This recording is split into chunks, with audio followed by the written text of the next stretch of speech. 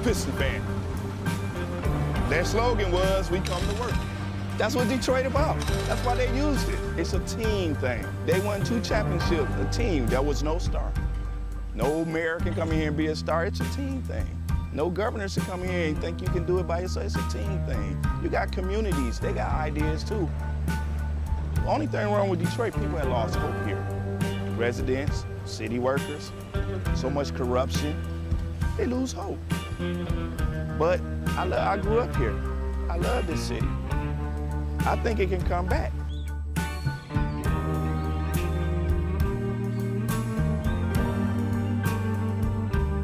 I've been working for the city 24 and a half years. Within the last 10 years, we took 4 pay cuts, and then an additional 10% wage cut. I've lost a home. When you take all of the decisions out of the city of Detroit, all of us, then what do you have? Exactly what we got, a lot of problems. Every time the city seems to fall into a problem, it's always on the backs of us workers. You wake up out of a dead sleep and you jump behind the wheel and take off driving and try to get everybody there safe, not knowing really what you're pulling up to. I'm not eligible for Social Security, so the pension is my sole salary at this point. We've been in business here 39 years. We've seen a lot of changes in Detroit. The area was a lot of industry, a lot of city workers. It's getting very tough for the city workers. It's getting tough for us as a business people. Response times are increasing because of the closing of companies, which takes your insurance rate through the roof. So all the things that affect us affect the citizens. I worked for the city in different capacities for 29 years. I feel like an old jacket. They use me up and they throw me away. In my condition, nobody's gonna hire me. I'm 68 years old. Half the times, I can't get my blood pressure medicine. It's either feeding myself, blood pressure, or paying bills. $754. By the time they take all the deductions for I have my car insurance, my house insurance, and my health insurance taken out. So the time they take all that, I'll get about $300 after they take all that out. I don't understand it. I can't see how the governor is allowing this to happen and what they're doing and they want to blame it all on the seniors. Not only the seniors, but the city workers. And we worked hard. I know I worked hard. I've been in Detroit since 1946. I was 14 years old when I came in. I don't live large at all. I wish I could. I don't know when the last time I've been shopping. I only get $1,100, and I'm 81 years old, and I need every penny that I can get and that I do get. And I'm very, very upset about the idea of them taking away my pensions that I worked 30 years for. I think it's terrible that they talk about Detroit like they do, because Detroit has been very good to me. I have a lot of city workers coming in with their uniforms on, Detroit Water Department, Police Department, Fire Department. I get a lot of people, the Border Patrol come in. So if I lose that customer base, I'm going to be in a position where I might have to close down. If they take away their pensions, if they start cutting jobs, it's going to cut into a large percentage of not only our business, but other businesses that are in the city of Detroit. We're here. We've been here for 26 years. We're still trying to do business in the city. Detroiters are survivors. They tough. They adapt. But only can do so much when your politicians ahead of you and we're not on the same team. We're not going to let Detroit be erased, bulldozed, or whatever. We're going to fight to the bitter end. Detroit going to survive.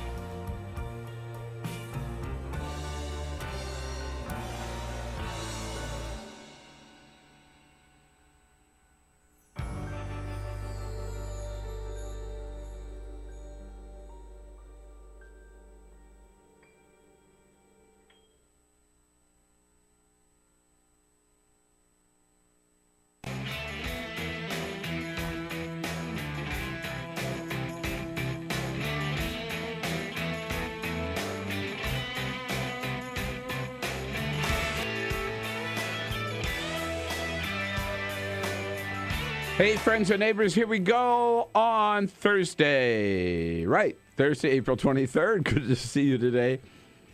with another edition of the Bill Press Show. Yes, we are here to tell you the news of the day from Washington, D.C. That's where you find us on Capitol Hill and our studio right here in the shadow of the Capitol Dome.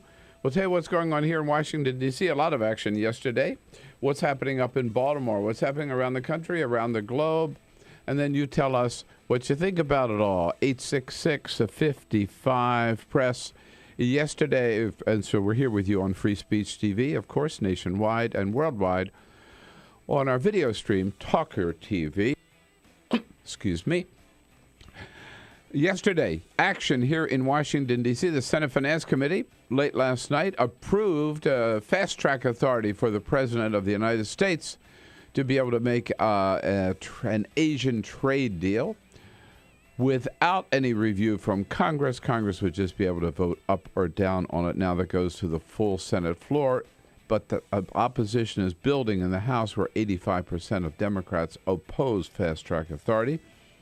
The Senate also, in a very unusual bipartisan vote, voted 99-0 yesterday to approve the child sex trafficking bill now that the anti-abortion poison pill has been taken out of it. That sets the stage for a vote to confirm Loretta Lynch as our next Attorney General today. That will happen today. President Obama went down to the Everglades yesterday to talk about climate change in the very state of climate change denier Marco Rubio. And Dr. Oz is striking back at his critics, saying he has the right of free speech. Yeah, but free speech does not give him the right to sell quack medicine. What a snake oil salesman he is. All of that coming up. Give us a call. Let's talk about it at 866-55-PRESS. Good to have you with us this Thursday. This is the Bill Press Show.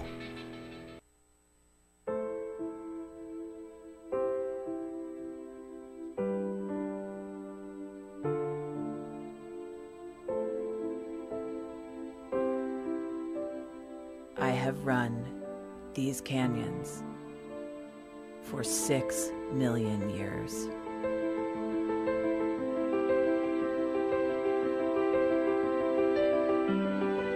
I have traveled from the Rocky Mountains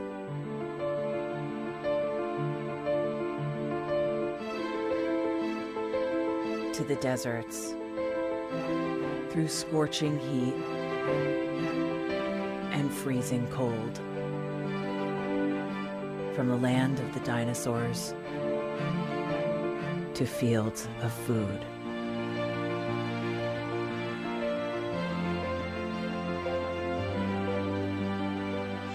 I lend my hand to 7 states, 2 countries, 9 national parks,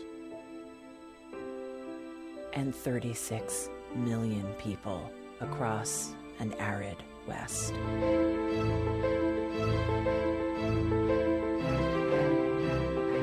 I am not the strongest or the largest, but I am the hardest working.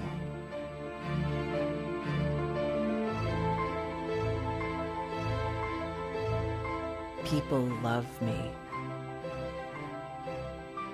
My playfulness, My beauty. my power.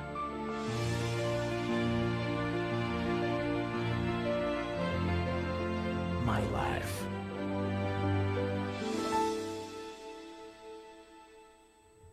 But I don't think I can offer any more. I am tired. I am tired, tapped, and tied. Of the hundreds of major rivers in the world, I am one of the few who no longer kisses the sea. Battles to harness my soul have been won and lost. Use me wisely, and I will sustain you. Use me like you have, and I will break. My name is Red. The Grand River Red. The American Nile. The Canyon Maker. I am the Colorado River. And I am the most endangered river in America.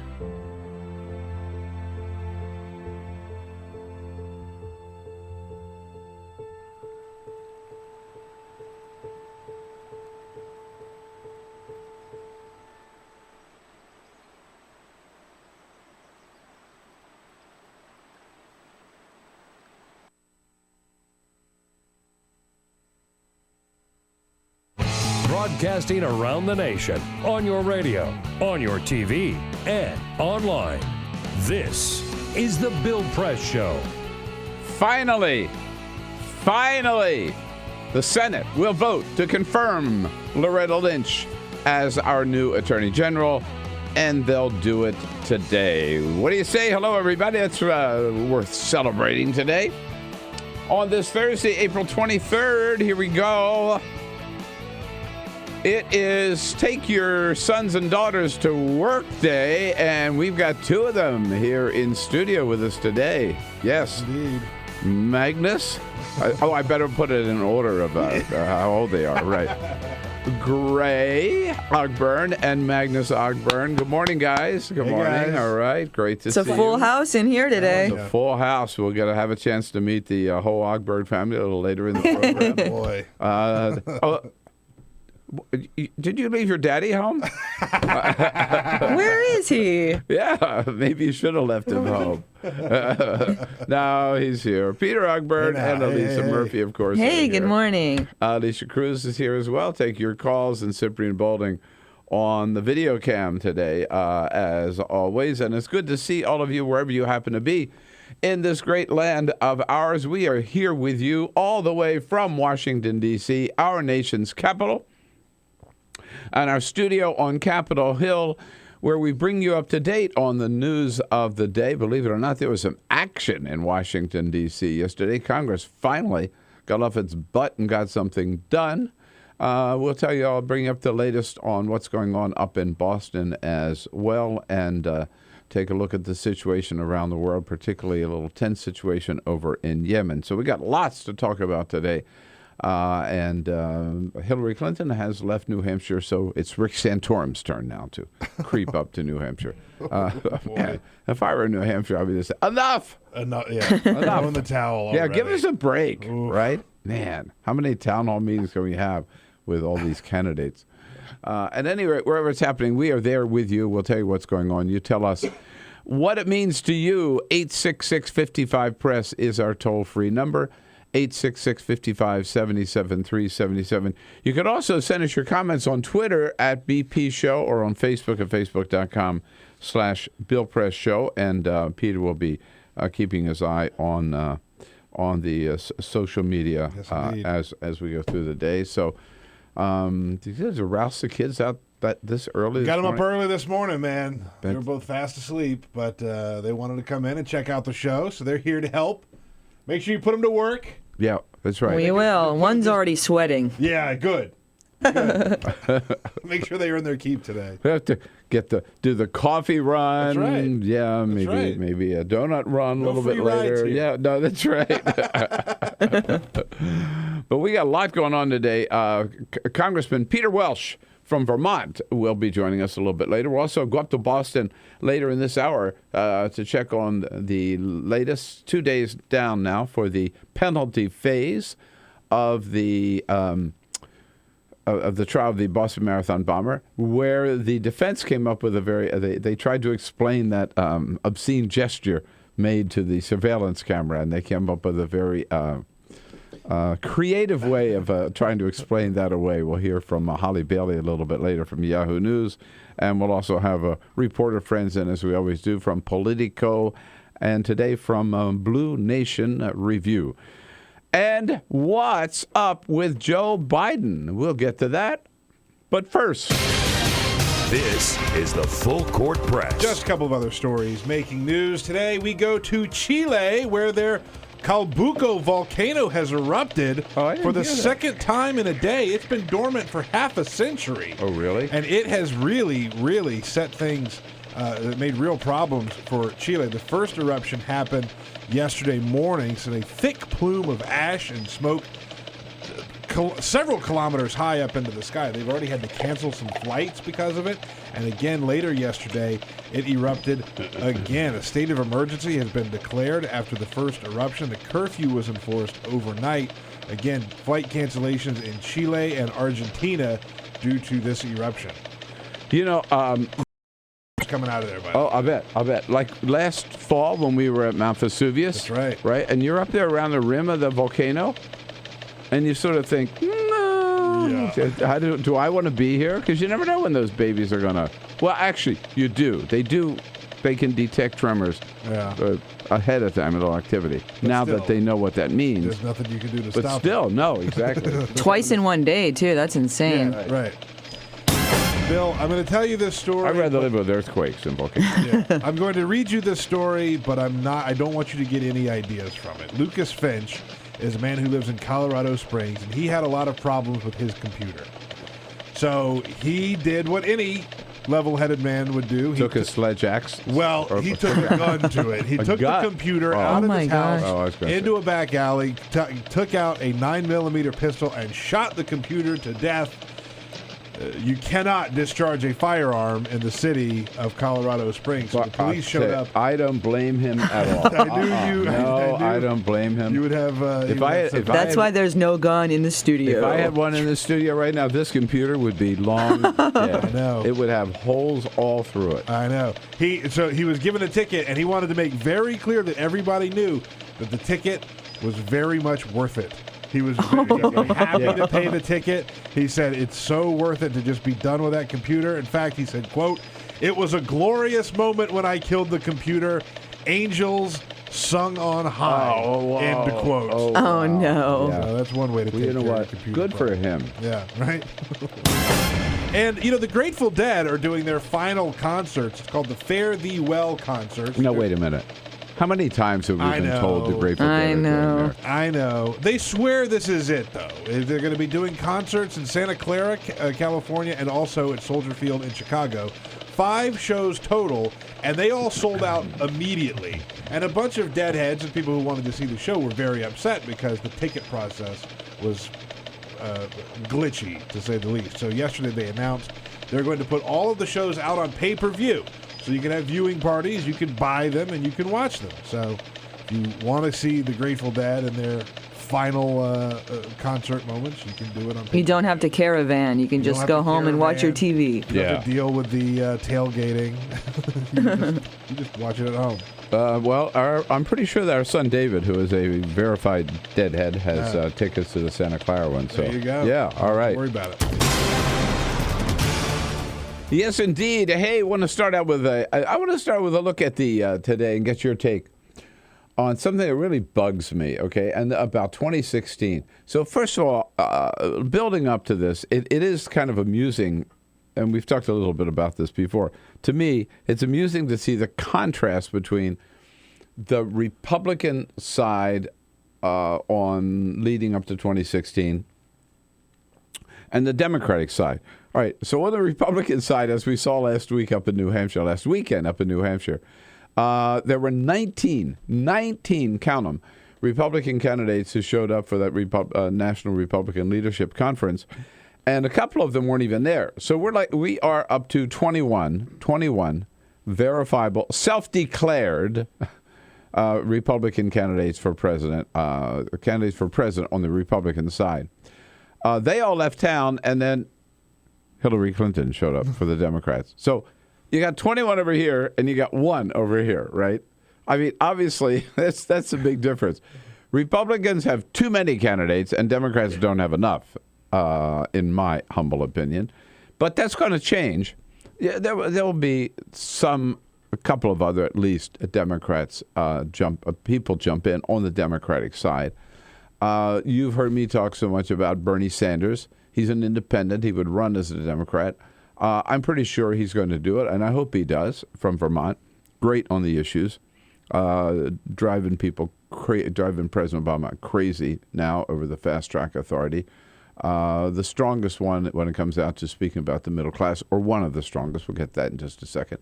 So I think he'll definitely jump in. Martin O'Malley, former governor of Maryland, a great guy, young guy, really good on the issues. He's traveling around. He sort of told people yesterday that it looks like the end of May he's going to have a big announcement, and we know what that announcement would be. So I'm pretty sure Martin O'Malley will be coming in, and Bernie Sanders. And, of course, every day there is more and more talk about Elizabeth Warren, even though she has consistently said no. And I'm starting to believe her, right? Because she's great on the issues. She, like Bernie Sanders, is a champion of the middle class and raising the minimum wage and all those good populist issues. But she definitely doesn't want to do it, even though, like MoveOn.org and other organizations, every day you turn around, there's a new Run, Warren, Run group that's getting started. MoveOn.org circulated a video with Lawrence Lessig, another professor from Harvard. We've had him in studio. He's a champion of getting all the money out of politics. Wrote a great book about it. Came in and talked to us about that book. This video with Lawrence Lessig, he raises the question: who can do it? Who can do it? Who can do it? That's the question. The critical question is also, how do we make that credible? Who would be believed as the person who could bring about this change? This is not about just clicking off ideas on a sheet of policy plans. It's about who could pierce the veil of cynicism that defines who we've become. Who can get us to the dream of a populist candidate for president, he says. And, of course, his answer is Elizabeth Warren. But she says she won't do it. So here's my question. There's somebody missing. All right, this is what bugs me. There's somebody missing in this conversation. There's somebody, to me, it is conspicuously absent from all this speculation. Great for Bernie Sanders to run. Great for Martin O'Malley to run. Great for Elizabeth Warren to run. What about Joe? Why aren't we talking about Joe Biden, Vice President Joe Biden? Look, first of all, he has not said no, no, no, the way Elizabeth Warren has. Remember just a couple of months ago with George Stephanopoulos asked him flat out, is there any chance that you might run against Hillary? Yes, there's a chance. Yes. But I haven't made my mind up about that. We got a lot of work to do between now and then. There's plenty of time. Look, the person who is going to and Secretary Clinton is a really competent, capable person and a friend. The person who is going to be the next president of the United States is the one who's going to be able to articulate the clearest vision to the American people of where they're going to take the country. Absolutely, absolutely. And he says he might want to do. He might be that person, so he's not slamming the door. He went out to Iowa a couple of weeks later and was asked, "So, what's your timetable?" That's a family, personal decision that I'm going to make sometime at the end of the summer. So here's the question again: why not Joe? If he hasn't slammed the door, why aren't we talking about him? Look, in terms of the issues, Joe Biden is right down the line on all the issues that we believe in. He is right down the line on climate change, right on minimum wage. Talk about somebody who's fought for the middle class, fought for working class families, fought for members of labor unions all his entire life. Absolutely, on all the issues. The guy who wrote the Violence Against Women Act. In terms of, so he's absolutely right on all the issues. In terms of experience, they'll say, well, Hillary's got all this experience. I mean, she has to be. Joe Biden has more experience than she does. He was, 30 years or so in the United States Senate. He was chair of the Senate Foreign Relations Committee. He knows foreign policy. He knows every foreign leader in the world, and he's dealt with them, and they like him. He's an expert on foreign policy. And he was chair of the Senate Judiciary Committee. Knows the Constitution, knows the law. He would make great appointments to the Supreme Court. He's got all that great experience. And, might I add, Vice President of the United States. He will have been for 8 years. And everybody, I think, has to agree, he's been one hell of an effective Vice President. Without a doubt. In charge of some very, very important stuff. The very first thing President Obama did, the stimulus, way back in 2009, right? Who did he put in charge of making sure it worked, making sure the money was well spent? Joe Biden. The bailout of Detroit, it was Joe Biden. I mean, when it came, the president said we have to have a national conversation about guns. It was Joe Biden he put in charge.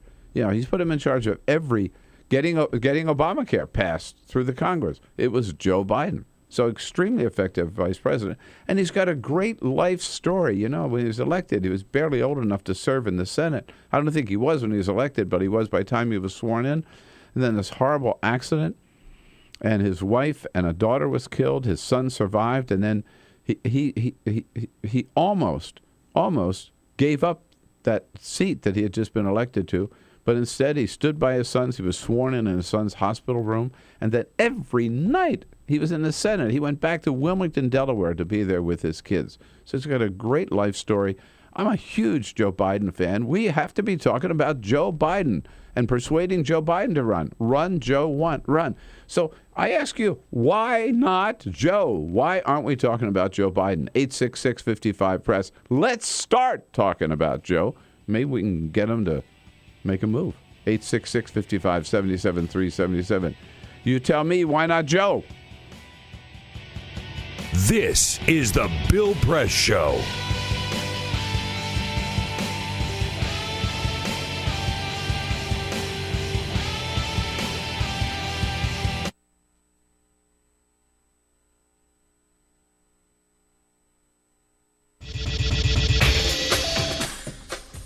Tune into Free Speech TV for Democracy Now!, a national, independent, award-winning news program bringing you people and perspectives rarely seen on corporate media.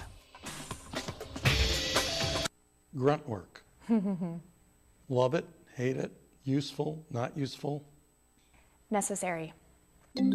Our social entrepreneurs are people who have been on the front lines of social change. I've learned so much from talking with them. This is Cafe Impact, and I'm Jonathan Lewis. I will say that I think is a challenge for anyone, especially the new workforce as they come in, is the ability to accept grunt work with grace. The most boring, awful details are the most important elements of doing this work. From the way you save names in your Rolodex to the way you bank and you deposit checks. The truth is, this work isn't glamorous, it's rewarding. You don't go into this for the glamour, you go into it for the impact. And so it takes that determination to do the scut work to actually get anywhere. It can be really challenging in a first job for someone who's coming out of finishing school to have the enthusiasm that they do to make the type of social impact that they've dreamed of. And now they're here in this first job and all of a sudden they're shouldered with all this grunt work. And they don't understand and they don't get it and they're resentful. Talk more about the power of answering phones. Sure, I did that myself, took out the trash, cleaned offices when I had to, and it's all good. There's power in being a good team player and in being somebody who sometimes has to support other people's leadership before you get to have your own moment in the sun. Is it hard to wait? It is absolutely hard to wait, especially if you're an alpha female like I am. I think grunt work can help a new employee build trust internally and teach them the nuances of how an organization is run so that they can have a real good sense of what HR is doing, what finance is doing, what all the other departments are, and that actually makes them a better employee in the long run. So in my role on a daily basis, I literally can be looking at a new venture in software. We could be looking at a microfinance deal. I could be making coffee, taking out the trash, and riding a tractor on any given day. Have you found people who thought it was demeaning that they were given this job, work in the front office and make the coffee when they graduated with all A's from this great university. And, yeah, people like that just don't last very long in our world. If your approach to life is that, you're so smart and you're such a fabulous entrepreneur that you can't understand why people aren't giving you opportunities, it's really hard to advance.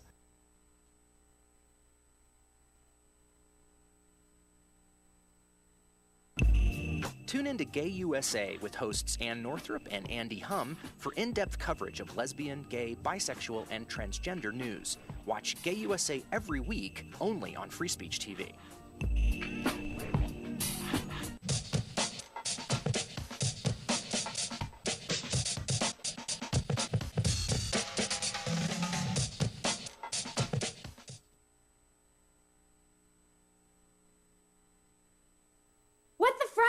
What the frack? What the frack? What the frack? President Obama, are you fracking kidding me? Reopen the EPA studies. In Texas, Wyoming, and Pennsylvania. Fracking pollutes our oceans. Fracking poisons our water. Fracking makes climate change worse. Fracking relies on toxic chemicals that cause cancer. Ban fracking now. Ban fracking now. Go on.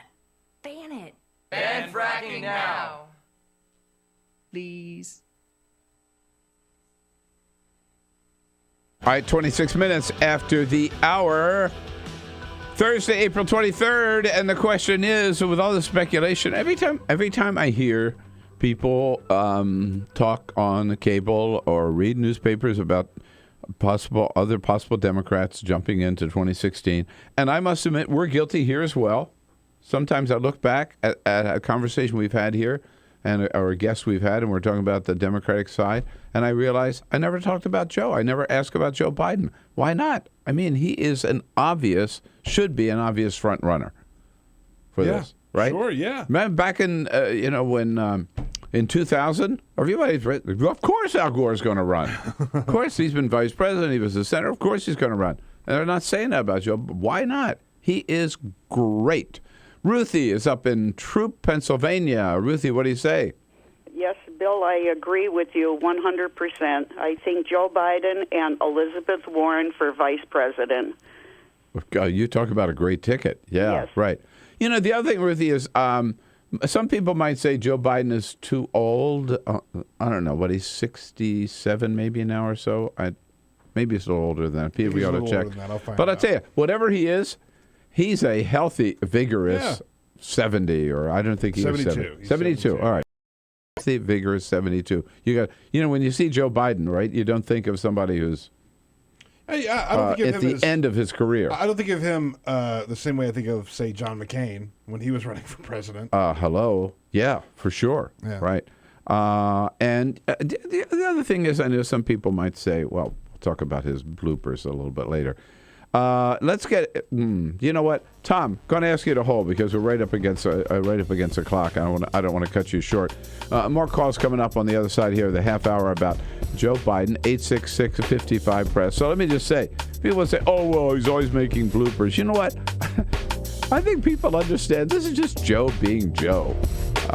Sometimes he just says what he thinks, and sometimes he'll say something kind of funny or unusual or dumb.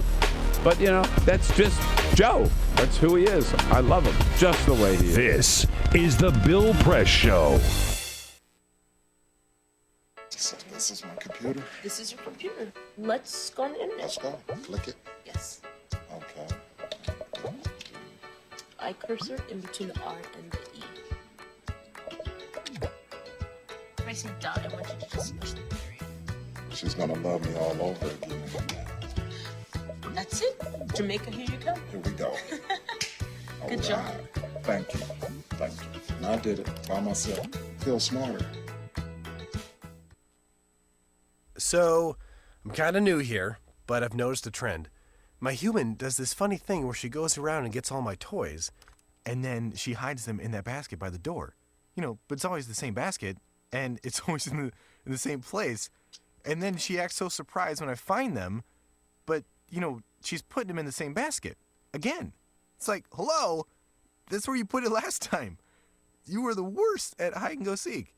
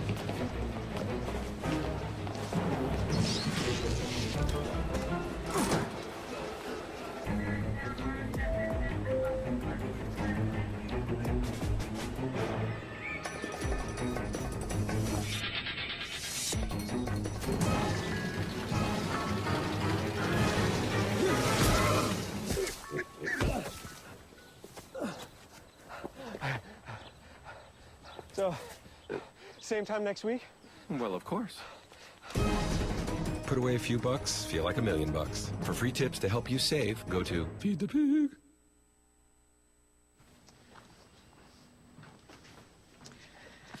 All right. I know this isn't any fun to talk about, but we should.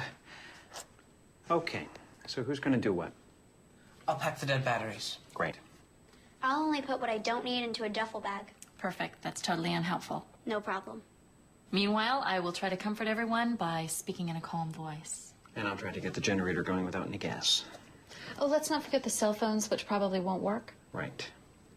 And who is going to handle supplies? I can forget to do a list for us. Thanks, pal. Well, I think we couldn't be any less prepared. I'm proud of you guys. Talk to your kids about who to call, where to meet, what to pack. Visit ready.gov/kids for tips and information.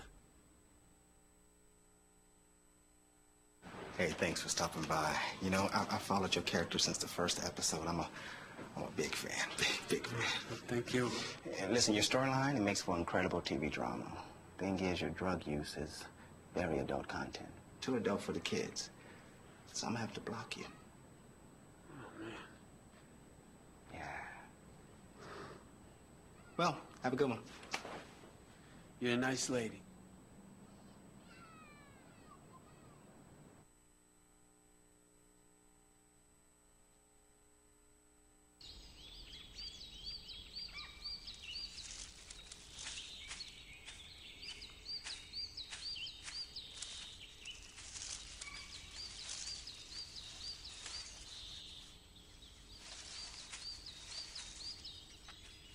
At Earth Justice, we defend the environment in the courtroom. Join our fight. When you take a seat, you take a stand. Earth Justice, because the Earth needs a good lawyer. Tune in to Gay USA with hosts Ann Northrup and Andy Hum for in-depth coverage of lesbian, gay, bisexual, and transgender news. Watch Gay USA every week, only on Free Speech TV.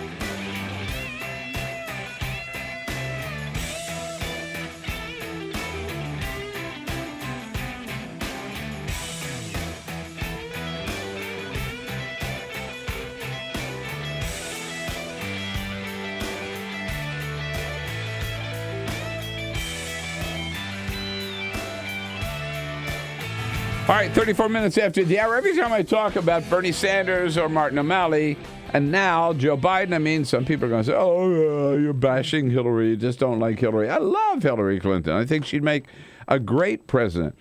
I've supported her, I remind you, and some of you gave me a lot of grief for it, but I supported her over Barack Obama in 2008 because I thought she was better qualified. But I've been saying for a long time the best thing for her and the best thing for the party and the best thing for the country would be a healthy, open primary, no coronation. You got to work for the nomination. And if we're talking about people who ought to be running, people that we ought to be encouraging to run, people that we ought to be talking about as potential candidates, Joe Biden ought to be at the top of the list. Done a great job as senator, a great job as vice president. He's healthy. He's right on the issues. He's respected worldwide. And so why not Joe? 866-55-PRESS, toll-free number. Tom in Springfield, Illinois. Hey, Tom, thanks for waiting. No problem, Bill. Hey, listen, I'm with you all the way. Joe's been my pick from day one. And really? I think his campaign slogan should be the complete package with no baggage. Nice. You know, that's nice. And by the way, I was thinking about that this morning. I don't know of any baggage at all with Joe. I mean, the only thing is like way back in, what was it, first time he ran, 1988 or like a century ago, right? Where he was using a quote and after a while he stopped giving credit to whoever it was, some Brit that he was quoting. But, BFD, right? If that's it, forget it. Yeah. But good, good family man, as I say, great life story. I don't know any scandal at all or any serious issue at all with Joe Biden. Do you think about it? The only thing, no, I can't think of any scandal Seriously. or baggage. The only thing that Joe has to worry about is malaprop. What you mentioned earlier about the fact that he misspeaks or has that, kind of goofy, playful nature about him sometimes. And he is very affectionate at times. Yeah, but that's nothing. It's not a Bill Clinton affectionate. It's right? more humanistic that way too. Yeah. That's right. And it's certainly out in the public, not under the desk. George, calling from Ithaca, up in Ithaca, New York. Hey, George, what do you say? Hi. I'd be very supportive of Joe Biden for president. I don't think that we need a presumptive nominee in Hillary Clinton. And you say that as a New Yorker, too, right? Absolutely. Especially with Hillary's having served as our senator. I'm not so sure in some ways with her relationship with Wall Street, but I'll put that aside easily enough, just as well as this small little glitch he ran into in '88 with some plagiarism in law school, which meant next to nothing. I just wonder back then if he was considered too young, and now he's considered too old. That's a good point. Maybe I ought to take a lesson from Jerry Brown, right, who was the youngest governor of California and now is the oldest governor of California. Right. So you can serve at both ends of that life spectrum there, as Jerry is doing, and as Joe Biden is doing as well. It was Lord Kinnock, right? Wasn't that the name? Yeah, that sounds familiar. I don't remember, but it was a quote about, an upbeat quote that he used to always, in every speech, he used to always give credit for. And then he said it so many times that he stopped and somebody caught him and, it became a whole big flap. And so it's not the only reason he dropped out at the time. But again, come on, give me a break. All right. Compared to some of these other guys, hello. Seriously. Right? No, Joe, squeaky clean. I think he's great. And, so my question is, why aren't we talking about him? I guess you could also ask the question, why isn't he doing more? Now, maybe he doesn't have to do more because he is vice president of the United States. But he has not been acting like a potential candidate. No? Right. He's really just been concentrating on doing his job, which may be the best strategy for him. Why not Joe? Sherry in Chicago. Hi, Sherry. Hi, good morning. Good show. He might be doing that also because of the position that he's in as being number two. I mean, you just can't show off the president. But I agree. No I agree, problem. Sherry. He might feel that his office precludes him from acting too much like everybody else, right? Right. I have no problem with Joe. I think he was mentioned before. But when I think of him, and I know you're going to mention it later on, I truly think of Chevy Chase and SNL and Gerald Ford. But then I think of George Bush and I could see, into Putin's soul. Yeah. They all made blunders. That's minor. But I think he's kind of behind the shadows because of his position. I love it if he steps up. The more, the merrier, so we can get an idea who's better qualified. Yeah, who's who and what they stand for and how they can handle themselves on their feet. And we've seen Joe. I'll tell you, in the debates the last time he ran, he was really good, man. He knew his stuff. He took Paul Ryan to school in the last debate. He obviously did well in the first time around. Yeah.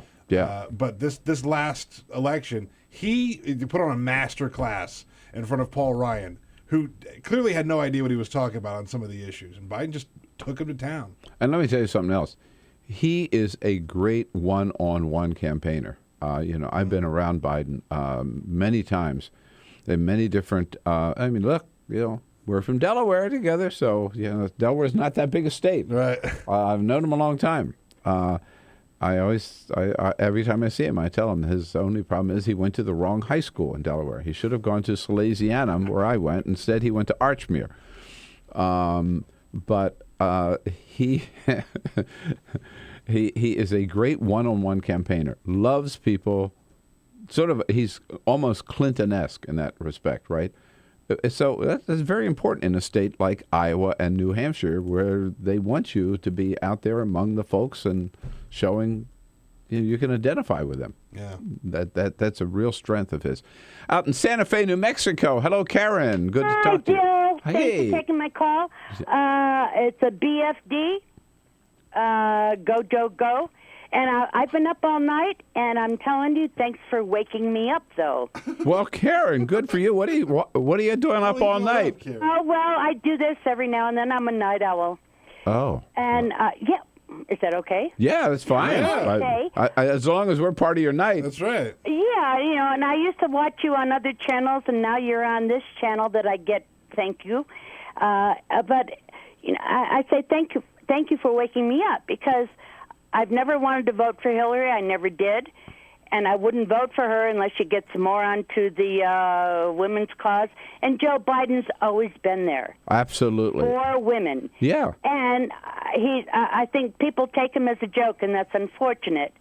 But I thank you for waking me up to him, because he's my guy. All right. Okay, Karen, and I thank... I'm hooting with the owls. And I thank you for waking up with us, Yes. by the way. We had a couple of friends visiting us last week, stayed for a whole week from Santa Fe.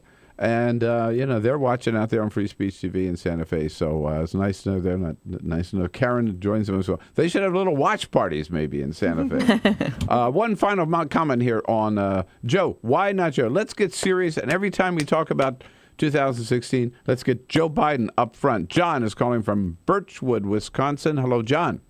Good morning, Bill. Thanks for taking my call. Yes, sir. I love the primary you're putting together here. Biden, Clinton. What about Kerry? Let's throw him in there and make it for a good show then. Well, I think John Kerry's great, by the way. I'd love to see him run, too. I think he's got his hands full right now with an Iranian deal and with what's happening in Yemen and what's happening in the Middle East, which is not a reason he can't run, but I understand why he is not talking about it right now, because... I just have to say, I think I'm a huge John Kerry fan. I think he was born to be Secretary of State. Yeah. He is doing an incredibly good job as Secretary of State. But the point of the moment is, and I'm glad to hear so many of you agree, Joe Biden, let's not overlook maybe the best candidate we've got. 866-55-PRESS, more calls coming up. And when we come back, we're going to jump up to Boston here, take just a little time out. Very, very important phase of the marathon bomber trial. Holly Bailey from Yahoo News waiting to join us. This is the Bill Press Show.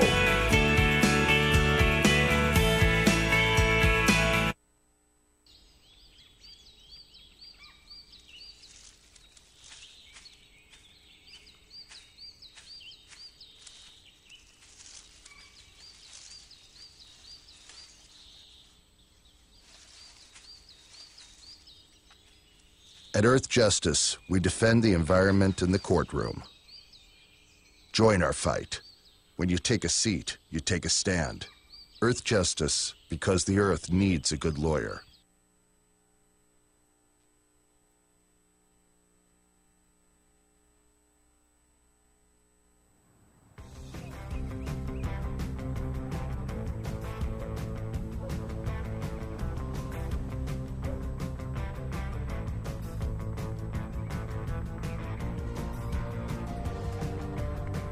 Sometimes when I'm walking down the street, I'm not necessarily looking out and seeing all these water-wasting lawns and people that aren't as connected to their neighbors and their lives as they could be. I'm walking down the street looking, going, edible oases, rainwater, fed landscape, and just looking at the possibility of these sort of landscapes up and down the streets of neighborhoods and communities all across this world.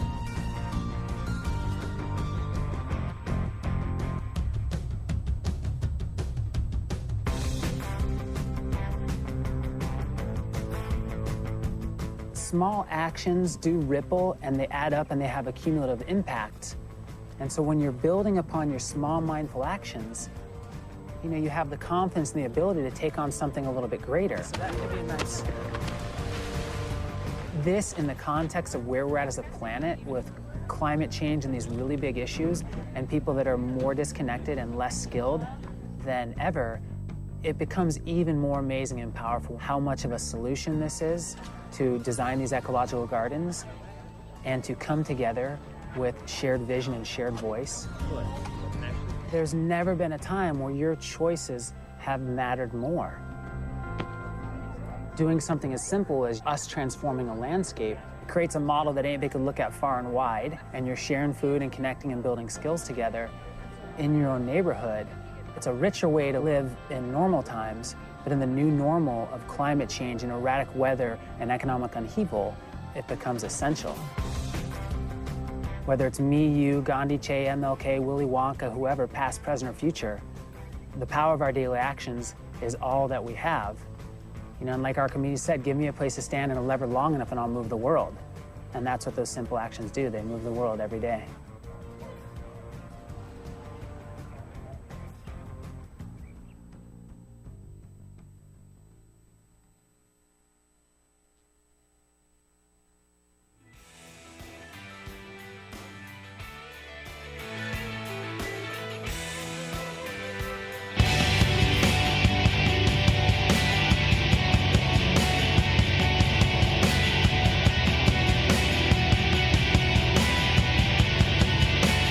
On your radio, on TV, and online. This is The Bill Press Show. 12 minutes now before the top of the hour. So, Joe Harsonayev, was he making an obscene gesture or not? That seems to be the big issue now in this penalty phase of the trial, where the, of course, important question is, will he get the death penalty or not? Holly Bailey, national news correspondent for Yahoo News, has been so good to join us on several occasions to bring us up to date on the trial, and she is on our news line early again this morning, for which we're very grateful. Hello, Holly. Good morning. Good morning. Yeah. So, tell us, bring us up to date now on, it's been, what, two or 3 days now in this? Yeah. This is now, we're entering day 3 of the sentencing phase, when the jury will decide whether Joe Harsonayev lives or dies for his role in the Boston Marathon bombing.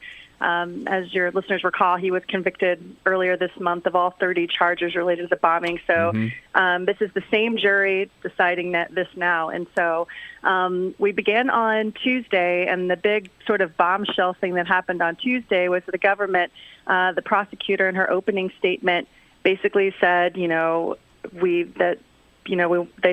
brought up this big poster board picture. She said pictures of the victims, and then she said, just to remember who Joe Harsonayev is, let's look at this one last message that he had for America. And it was a video still from a security camera in his holding cell that was taken in July 2013, about a couple hours before he was arraigned on the bombing charges. And it was just this blown-up picture of him flashing the middle finger. And it's been released now, and so I'm sure everyone has seen it. Yes. I mean, it's pretty much... it looks like the worst thing that you could ever want to see as a defense attorney trying to save someone's life. But then yesterday, the defense, they formally entered it into evidence, the prosecution, and the defense on cross-examination entered the whole video. And it basically shows Tsarnaev sort of walking around his cell and looking at this camera, and he's fixing his hair.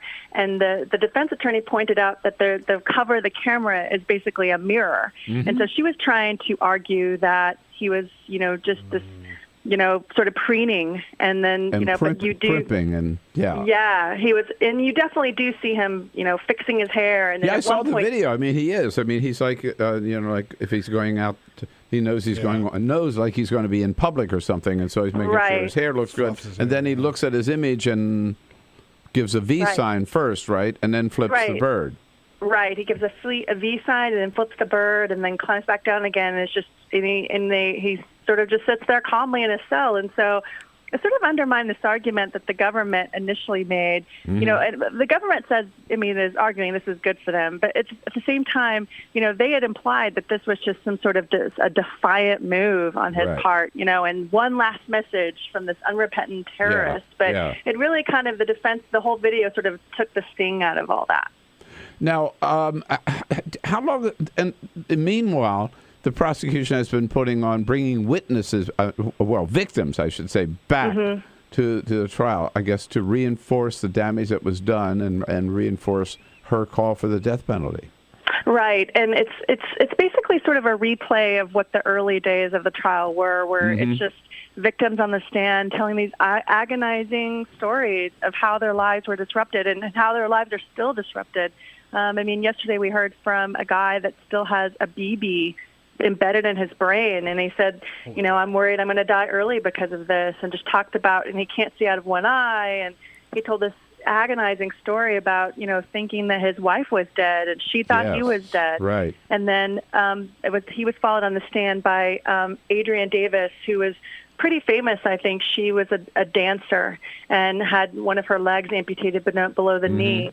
And she's, you know, now has a prosthetic and is dancing again. But at one point she mentioned that her husband, who also was very seriously injured and almost bled to death, you know, that he had just entered a hospital for mental health issues because he's still suffering from all this. So it's just these agonizing stories. And when all these are being told, the jurors are just staring at Tsarnaev, and he's just not reacting. It's you know. Do they ask these victims whether they want him to get the death penalty?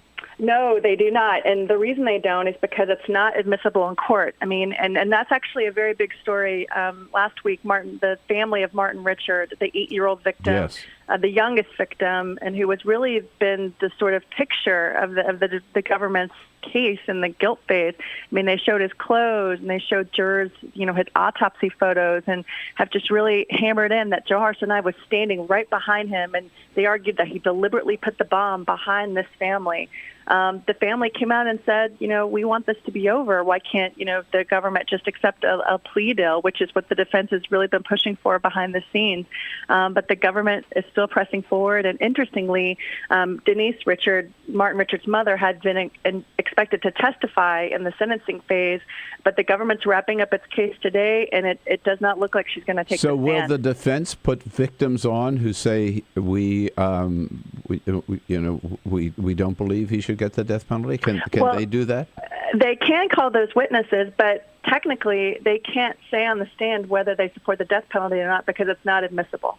Wow, I didn't realize that, because I find it very striking that some of the family, we've seen some who have said, yes, I wanted to get the death penalty. The one particular woman who's both her sons, I forget her name, but both of her sons, two of her sons, and each lost a leg. But we've seen other families, as you mentioned, of the little 8-year-old kid who have said, no death penalty, no death penalty. I think that would be very powerful testimony, but if it's not admitted, I guess it's not admitted. When do you think, very quickly, you think this will wrap up this week or next week? Well, the government's wrapping up its case today, and then we're told that the defense has about 2 weeks of witnesses, and then there's closing arguments, and that's going to be followed by a rebuttal, which also includes witnesses. So I think we still have a few more weeks to go. All right, we'll check in with you again, and thanks so much, Holly, for this morning. Okay, thanks. Great work, Holly Bailey, Yahoo News. This is the Bill Press Show.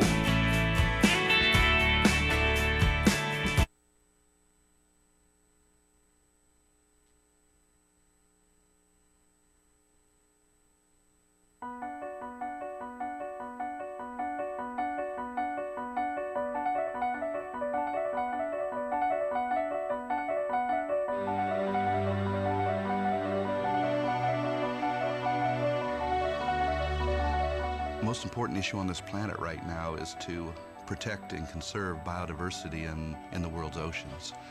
And I don't think people realize just how intimate our connection is with the oceans themselves. Not only do they provide the very foundation of life and control our weather, but life just simply could not exist without a healthy ocean. The real problem, though, is apathy. It's all out of sight. It's all out of mind, and people don't even think about it. But it doesn't matter whether you live in Peoria or on the coast. The fact is, whatever happens in the ocean affects all life forms on the planet Earth. If the oceans die, then civilization collapses. We all die.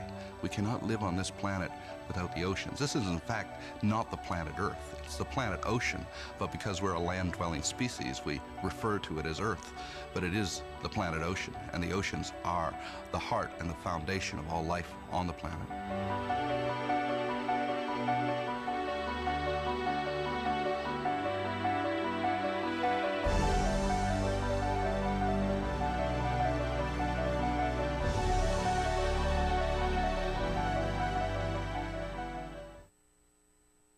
Two anti-government, self-described revolutionaries have shot up a pizza restaurant as well as a Walmart in Las Vegas.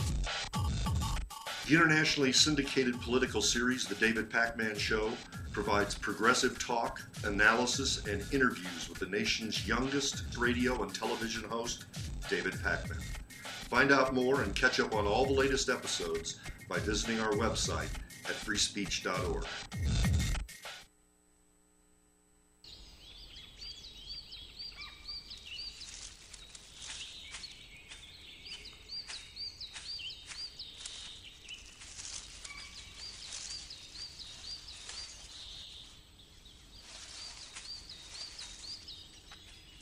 At Earth Justice, we defend the environment in the courtroom. Join our fight. When you take a seat, you take a stand. Earth Justice, because the Earth needs a good lawyer. Tune into Gay USA with hosts Ann Northrup and Andy Hum for in-depth coverage of lesbian, gay, bisexual, and transgender news. Watch Gay USA every week, only on Free Speech TV.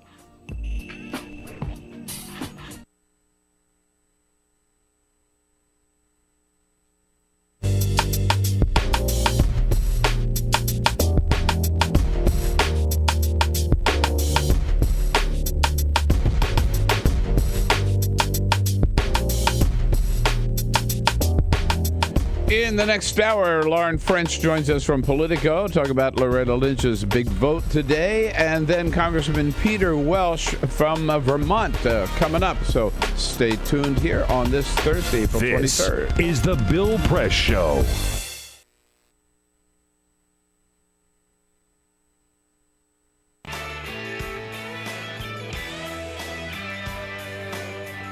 Hey, friends and neighbors, here we go on Thursday. Right, Thursday, April 23rd. Good to see you today with another edition of the Bill Press Show. Yes, we are here to tell you the news of the day from Washington, D.C. That's where you find us on Capitol Hill and our studio right here in the shadow of the Capitol Dome.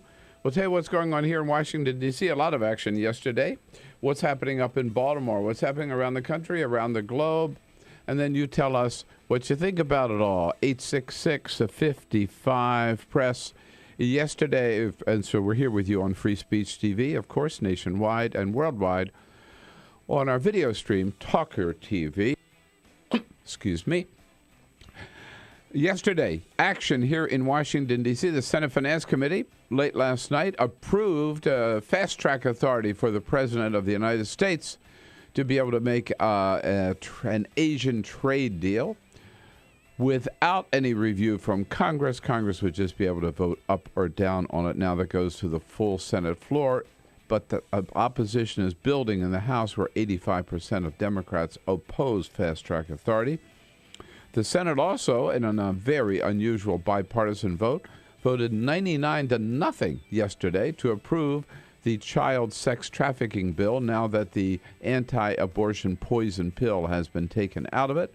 That sets the stage for a vote to confirm Loretta Lynch as our next Attorney General today. That will happen today. President Obama went down to the Everglades yesterday to talk about climate change in the very state of climate change denier Marco Rubio.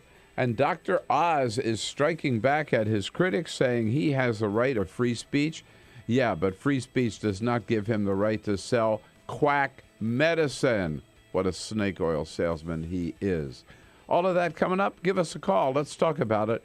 at 866-55-PRESS. Good to have you with us this Thursday. This is the Bill Press Show.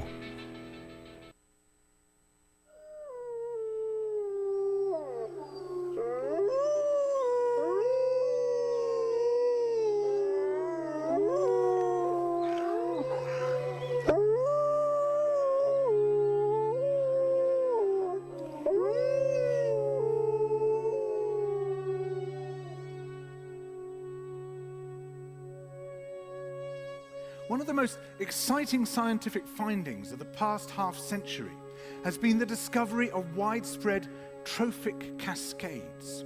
A trophic cascade is an ecological process which starts at the top of the food chain and tumbles all the way down to the bottom. And the classic example is what happened in the Yellowstone National Park in the United States when wolves were reintroduced in 1995. Now, we all know that wolves kill various species of animals, but perhaps we're slightly less aware that they give life to many others. Before the wolves turned up, they'd been absent for 70 years. That the numbers of deer, because there was nothing to hunt them, had built up and built up in the Yellowstone Park, and despite efforts by humans to control them, they'd managed to reduce much of the vegetation there to almost nothing. They'd just grazed it away.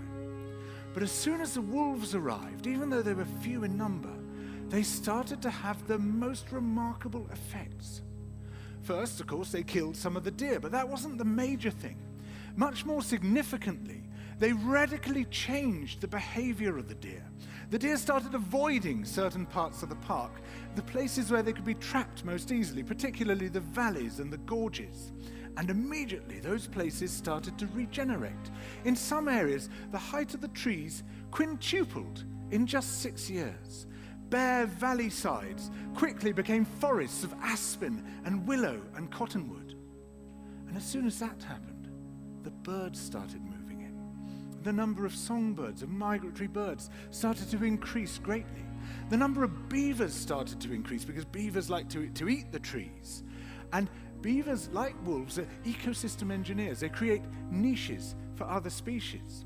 And the dams they built in the rivers provided habitats for otters and muskrats and ducks and fish and reptiles and amphibians. The wolves killed coyotes. And as a result of that, the number of rabbits and mice began to rise, which meant more hawks, more weasels, more foxes, more badgers. Ravens and bald eagles came down to feed on the carrion that the wolves had left. Bears fed on it too, and their population began to rise as well, partly also because there were more berries growing on the regenerating shrubs. And the bears reinforced the impact of the wolves by killing some of the calves of the deer. Here's where it gets really interesting. The wolves changed the behavior of the rivers. They began to meander less. There was less erosion. The channels narrowed. More pools formed. More riffle sections, all of which were great for wildlife habitats. The rivers changed in response to the wolves. And the reason was that the regenerating forests stabilized the banks so that they collapsed less often, so that the rivers became more fixed in their course. Similarly, by driving the deer out of some places and the vegetation recovering on the valley sides, there was less soil erosion because the vegetation stabilized that as well. So the wolves, small in number, transformed not just the ecosystem of the Yellowstone National Park, this huge area of land, but also its physical geography.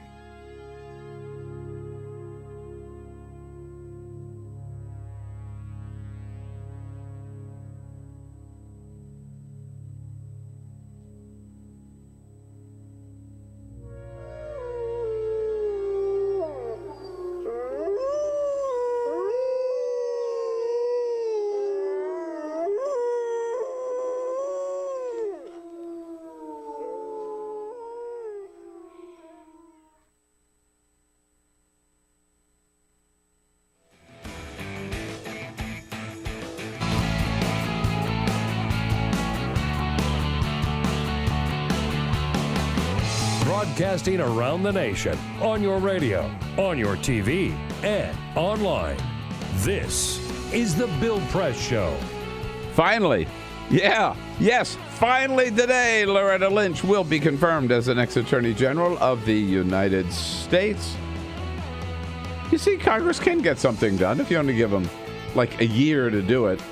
Hello, everybody. Thursday, April 23rd, The Bill Press Show. Here we are in Washington, D.C. Good to see you today.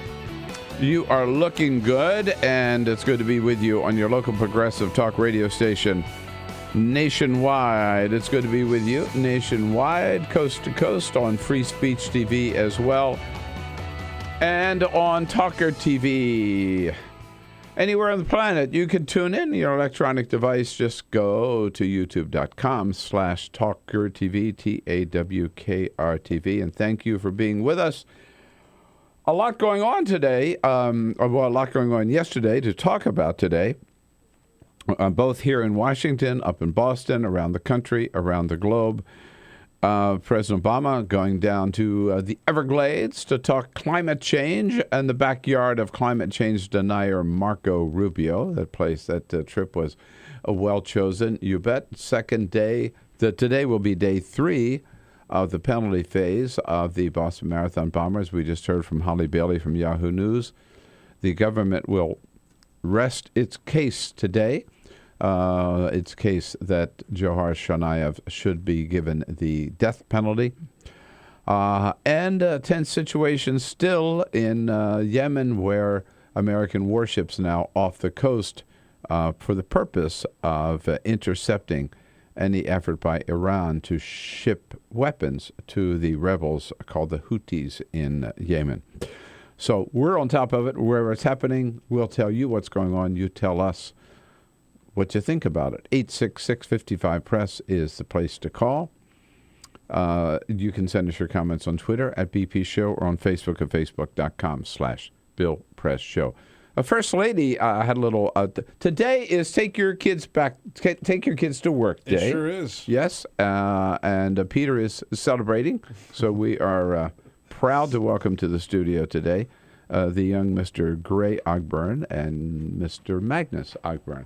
There they are. What are you guys doing? Hey. What are you doing? How are you? Come on. Guys. Here, come on in. Say hello. You can, yeah, there you go. Come over here. Hey, bud. Hey, yeah. What are you guys doing? There's the microphone right there. You say hello? You're talking to the microphone really quickly. Oh, hello. All right. How about you, Magnus? Hey, all right, guys. Okay. What time did you get up this morning? 4 o'clock, and I was very tired. Whoa. You guys did a good job, though. Yeah. You look pretty wide awake right now. That may change. That may change as well. All right. All right, guys. Okay. Well, you can go back in later and tell us more about what you're doing in school and all that kind of stuff. Get okay? out of here. All right. See you later. Get lost, kid. You can sit there for a minute. Go back in there with Mr. Cyprian. Right. Okay, we lost control of the show here, have we really? Oh, boy. Who's in charge? Whose idea was this? Lauren French joins us here at the top of the hour from Politico, covers Congress for Politico. And a little bit later in the hour, Congressman Peter Welsh will be joining us here in studio. But first, Daddy.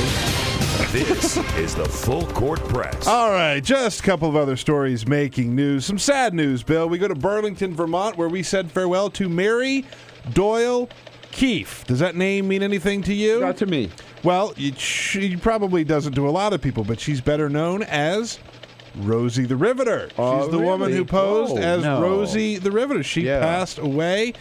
She made famous in that Saturday Evening Post magazine in 1943. So farewell to Mary Doyle Keefe, a name we should know beyond just Rosie the Riveter. I'll know her always as Rosie. Yeah, that's it. Big news from Taco Bell yesterday, Bill. I know you go to Taco Bell a lot. So you're going to be really anxious to hear this story. But they announced that they have a new flavor of salsa. They have previously offered Verde, mild, hot, and fire salsa as a way for their customers to drown out the horrible flavor of their food. But there is a new one called Diablo. Is that hotter than... It's the hottest hot sauce that they have had to date. I like Diablo. It is out. May 5th is when you can start getting it, and it's for a limited time only. So there you go. All right. I'll put it on my calendar, May 5th. And if you want to Taco know... Bell. Yeah, right. If you want to know what Facebook is up to, they kind of let slip one thing that they're working on that a lot of people really don't like. So, they keep records on everything that you do, all the data that you do on Facebook. They have. Is that right? Every move that you make, every link that you click, they know. They know. But plenty of times people will go onto Facebook and they'll start to write a status update, and then they'll delete it because they think better of it, or maybe it might get them in trouble or whatever. Well, it turns out Facebook is actually collecting all of the content that's actually typed onto its website. Wow. Not even posted, but typed. It's keeping track of every single thing. So just be aware before you go on there and write out how terrible your boss is and then delete it. But Facebook knows what you're really thinking. Soon to be working for the NSA. Edward Snowden lives. Yeah. Well, believe it or not, for a do-nothing Congress, they got some things done yesterday on several fronts. Lauren French covers Congress for Politico, joins us on our newsline this morning. Hey, Lauren, always good to talk to you. Good morning. Let's start with Fast Track. Senate Finance Committee last night. Pretty late, I guess, but getting around to what was the result? So, yes, it was a late night vote for the Senate, but it did pass out of committee. It narrowly passed an initial test Wednesday on Fast Track, which is the authority giving Obama or really any president the ability to negotiate trade deals without congressional interference on those final products. So it doesn't allow any trade bills to be amended or really changed by Congress once a president does clinch them. So it got out of Senate Finance Committee last night. They did endorse Obama's request for that legislation. And now it goes on to the full Senate as well as eventually the House, where it's facing a lot more controversy. Did it get any Democratic votes in the committee?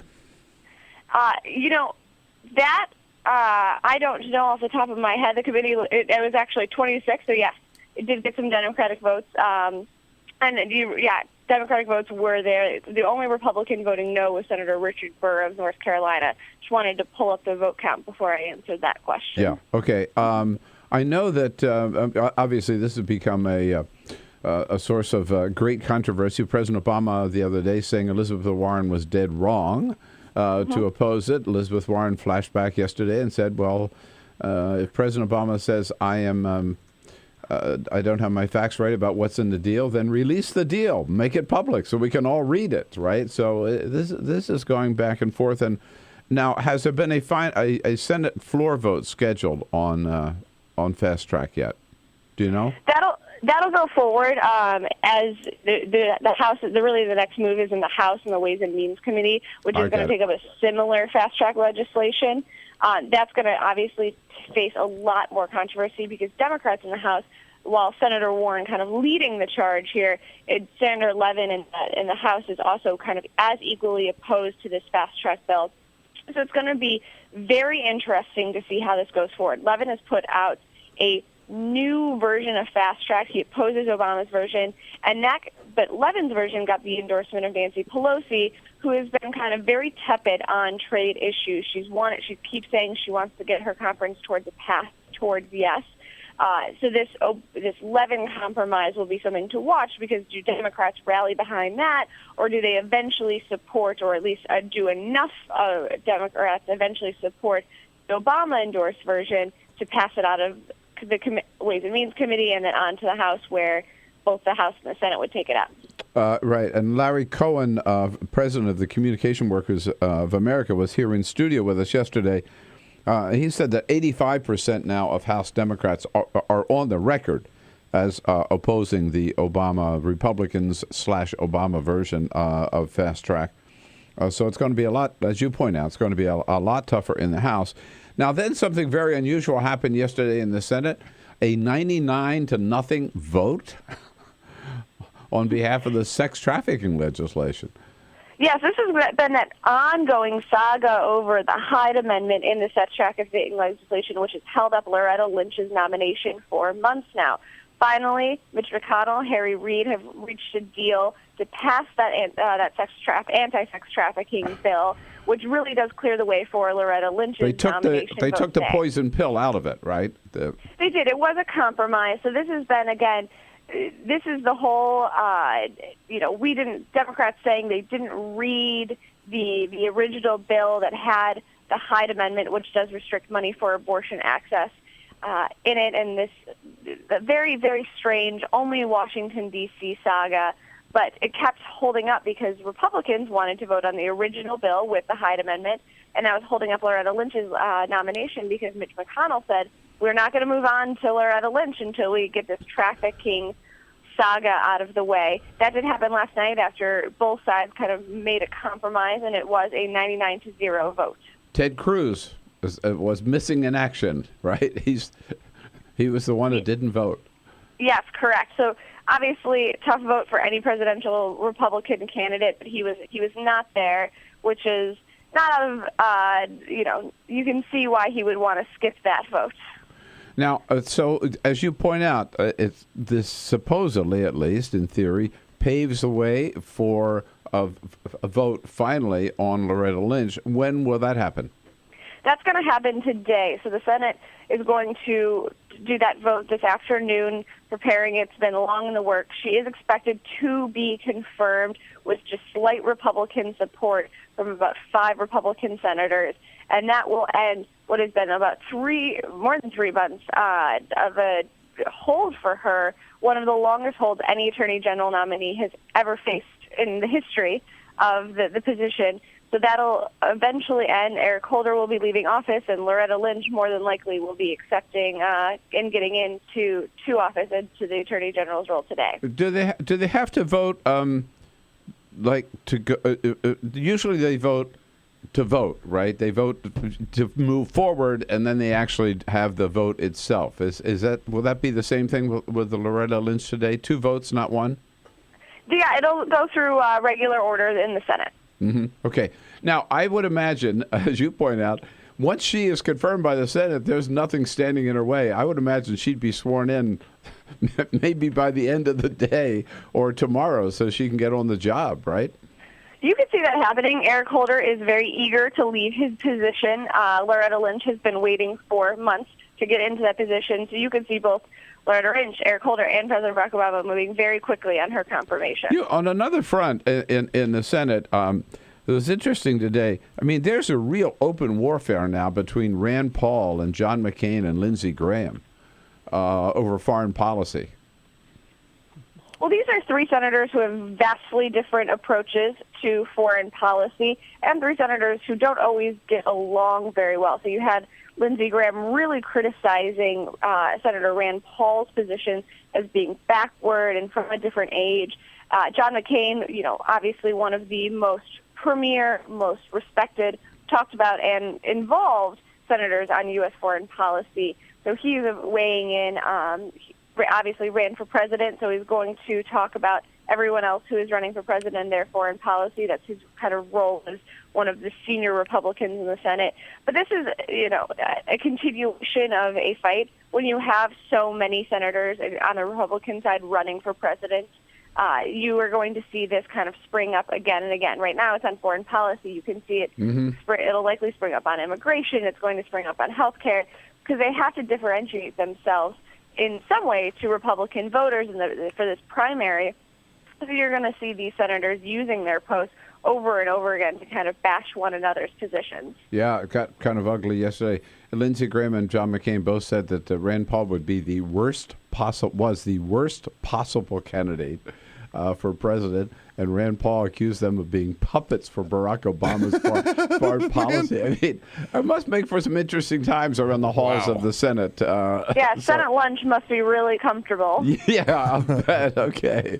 Hey, Lauren, thanks for being on the job, and thanks for getting up early for us this morning. Appreciate it. Okay. Anytime. Thanks, guys. Another fun day. And another important day. We should see a vote on Loretta Lynch, the procedural vote this morning, and the confirmation vote this afternoon. And I seriously, I wouldn't be surprised if before the end of the day, President Obama has a little swearing-in ceremony down at the White House. They want to move forward before senators change their mind, find another excuse to delay her. The Bill Press Show, Thursday, April 23rd. We'll be right back. This is the Bill Press Show.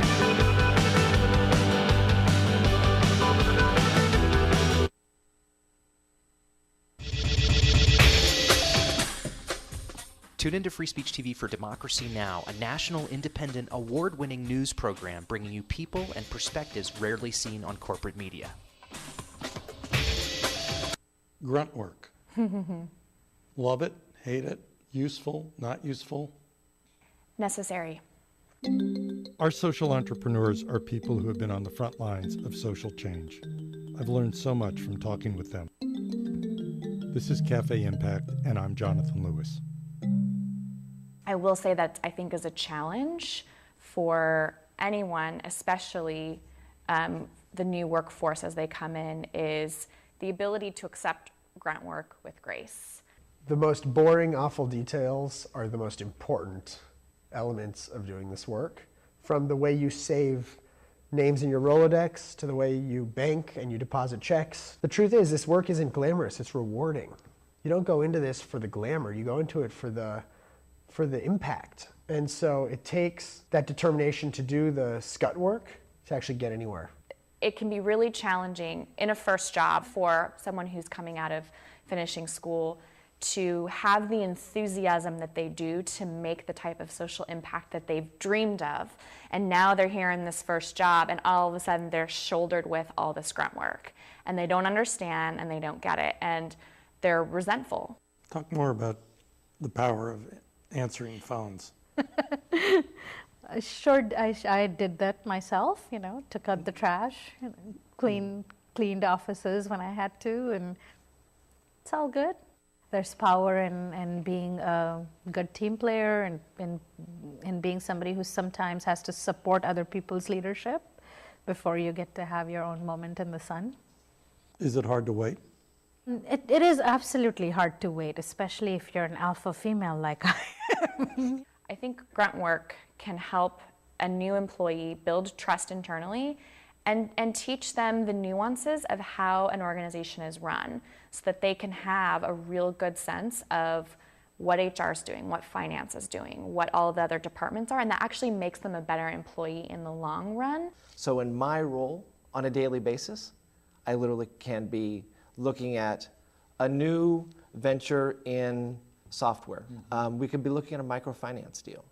I could be making coffee, taking out the trash, and riding a tractor on any given day. Have you found people who thought it was demeaning that they were given this job, work in the front office and make the coffee when they graduated with all A's from this great university? Yeah, people like that just don't last very long in our world. If your approach to life is that, you're so smart and you're such a fabulous entrepreneur that you can't understand why people aren't giving you opportunities, it's really hard to advance.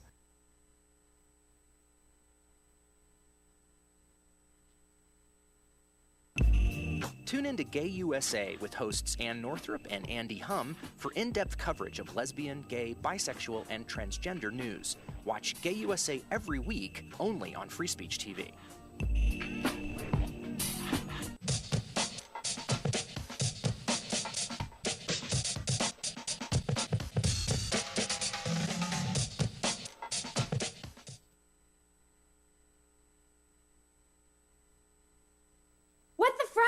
What the frack? What the frack? What the frack? President Obama, are you fracking kidding me? Reopen the EPA studies. In Texas, Wyoming, and Pennsylvania. Fracking pollutes our oceans. Fracking poisons our water. Fracking makes climate change worse. Fracking relies on toxic chemicals that cause cancer. Ban fracking now. Ban fracking now. Go on. Ban it. Ban fracking now. Please.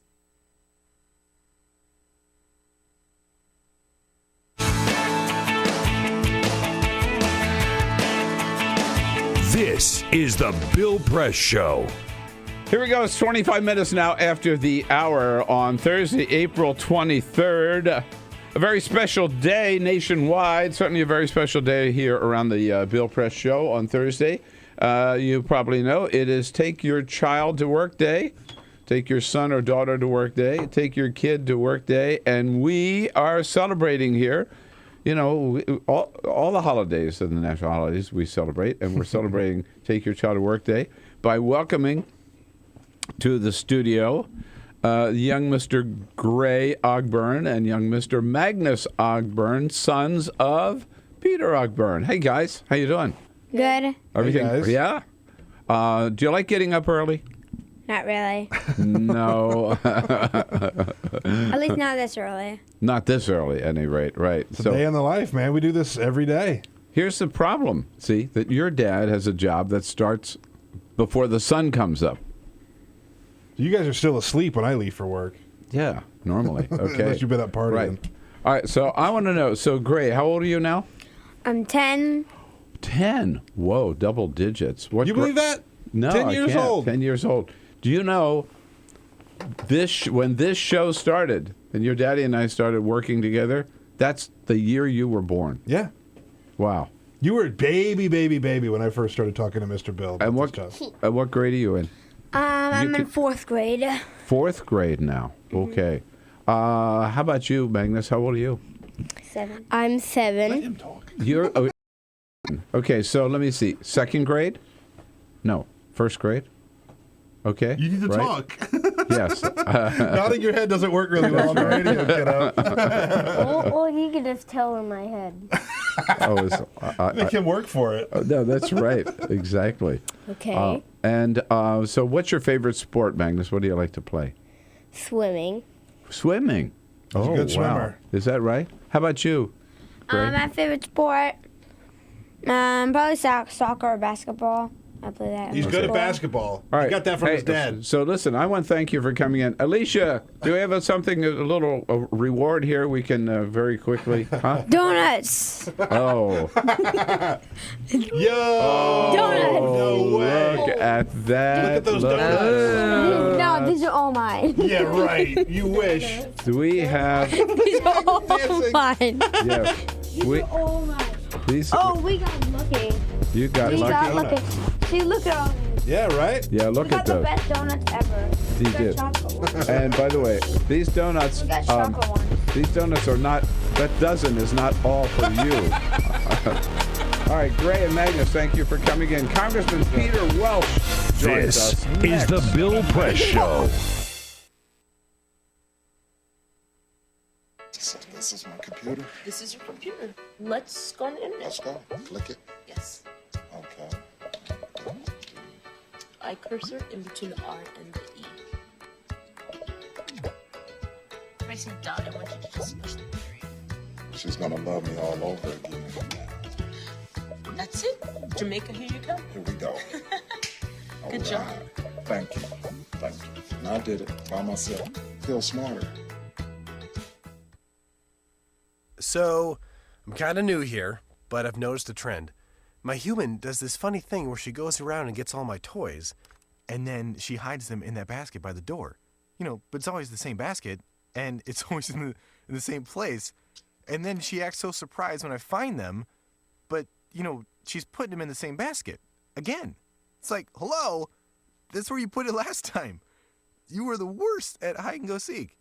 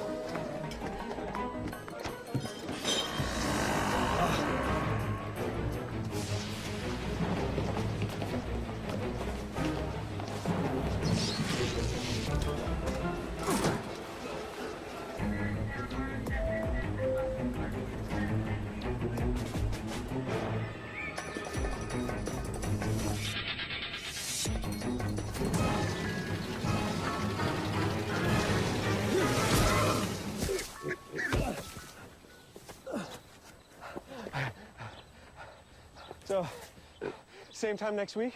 Well, of course. Put away a few bucks, feel like $1 million. For free tips to help you save, go to Feed the Pig.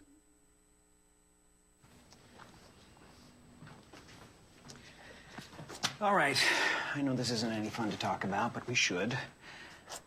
Okay. So who's going to do what? I'll pack the dead batteries. Great. I'll only put what I don't need into a duffel bag. Perfect. That's totally unhelpful. No problem. Meanwhile, I will try to comfort everyone by speaking in a calm voice. And I'll try to get the generator going without any gas.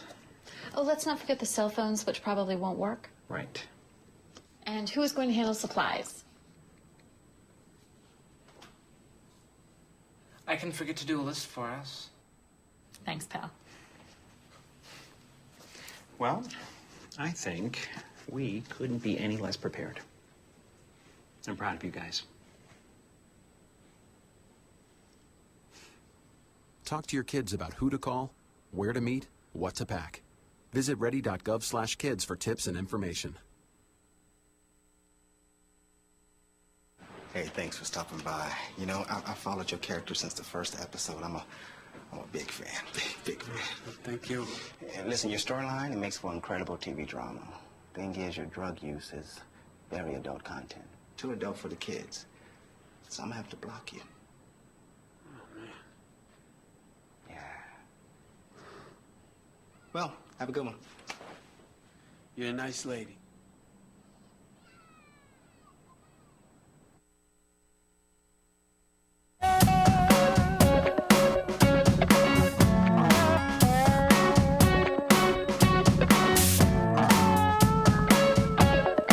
The most valuable morning radio show, according to The Nation magazine. This is The Bill Press Show. All right, here we go at 33 minutes after the hour.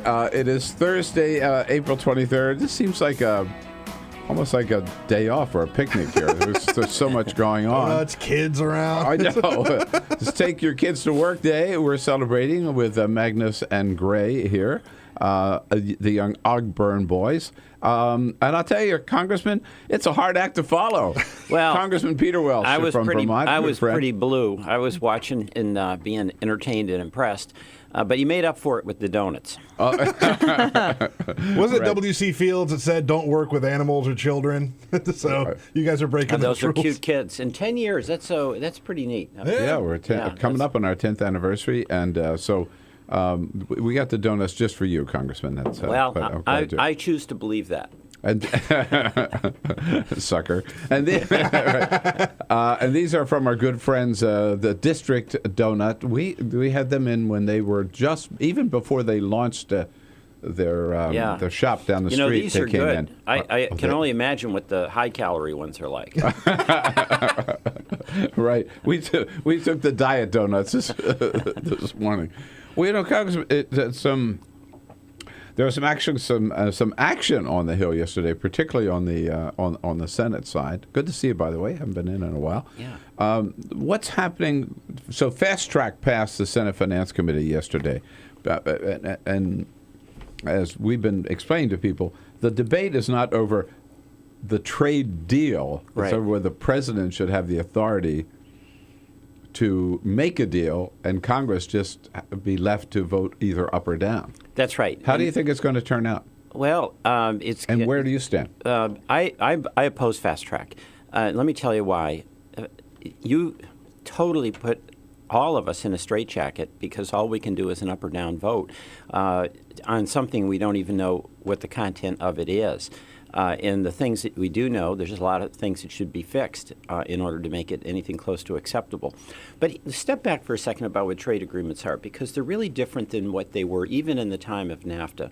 It used to be the trade agreements were about lowering tariffs. There were tariff barriers, and it was essentially a protectionist approach by countries to try to keep the products out that would compete with So you would agree to more of a level playing field. I mean, that was the goal. That's right? correct. And you lower tariff barriers, and then you have to compete without the benefit of essentially government making it higher price imported goods. That's not what trade agreements are about now. They're essentially about deregulation. And this is where you get into important questions of sovereignty. Under trade agreements now, investors will often sue. And I'll give an example.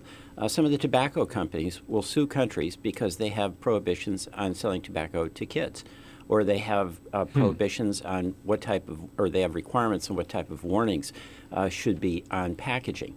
And they're going to they're going to a court where there's an arbitrator. Is there a special court set up? There's a special court set up, and it's essentially appointed lawyers who work oftentimes for these companies that are filing the case.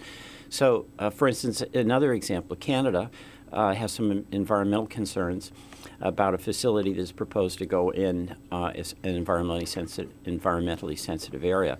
And the investor is saying that that is interfering with their right to invest and their right to free trade. So these that are really quite alarming, because you have to give some opportunity for countries, including the United States, to make some decisions about what makes sense health and safety-wise for their own people.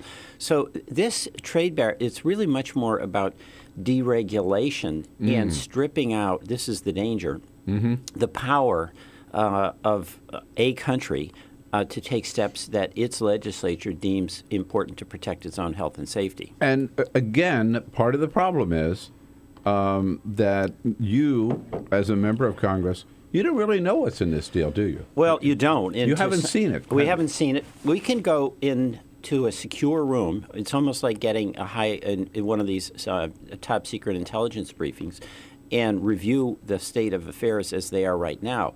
But, you know, I don't think that's a great idea. You can't take a staffer with you, right? You can't take a staffer. And what's the point? If you represent people, what you're trying to do is explain to them what you know, because you're on the clock when you go in. And if I know it, but I can't tell the people I represent, how good is that for them? Exactly. The whole point here is to have a back and forth in a discussion. Yeah. The other thing is trade agreements. I think the fundamental question I'd have to answer in the affirmative for me to be supportive of a trade agreement is, will this increase wages and employment? And, you know, trade agreements in general, there's an appeal to them because there's a lot of customers out there, and we have level playing field. And we have to be compete. competitive. Yeah, we've got to do that. In trade agreements, if they can boost corporate profits, that's a good thing. If they can boost their gross domestic profit, that's a good thing. But if they don't boost wages and employment, that's terrible, and that's the challenge that our country faces. We've had stagnant wages, for 15 years. And some of these trade deals have lost us a lot of American jobs. Well, that's right.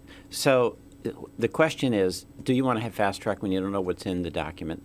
I say no. And then number two, when we have a trade agreement for consideration, aside from gross domestic product and profits for corporations, and I have no problem with that, will it help on wages? Right. Will help on wages, and will protect American jobs and the environment, too. So what gets me about a funny angle of this is, if I were a member of Congress, it doesn't matter whether I'm a Republican or a Democrat. To me, to say that I'm going to cede all of my authority to the President of the United States, no matter who the President is, I'd oppose it. I mean, otherwise, what's your job? What's the point? Right.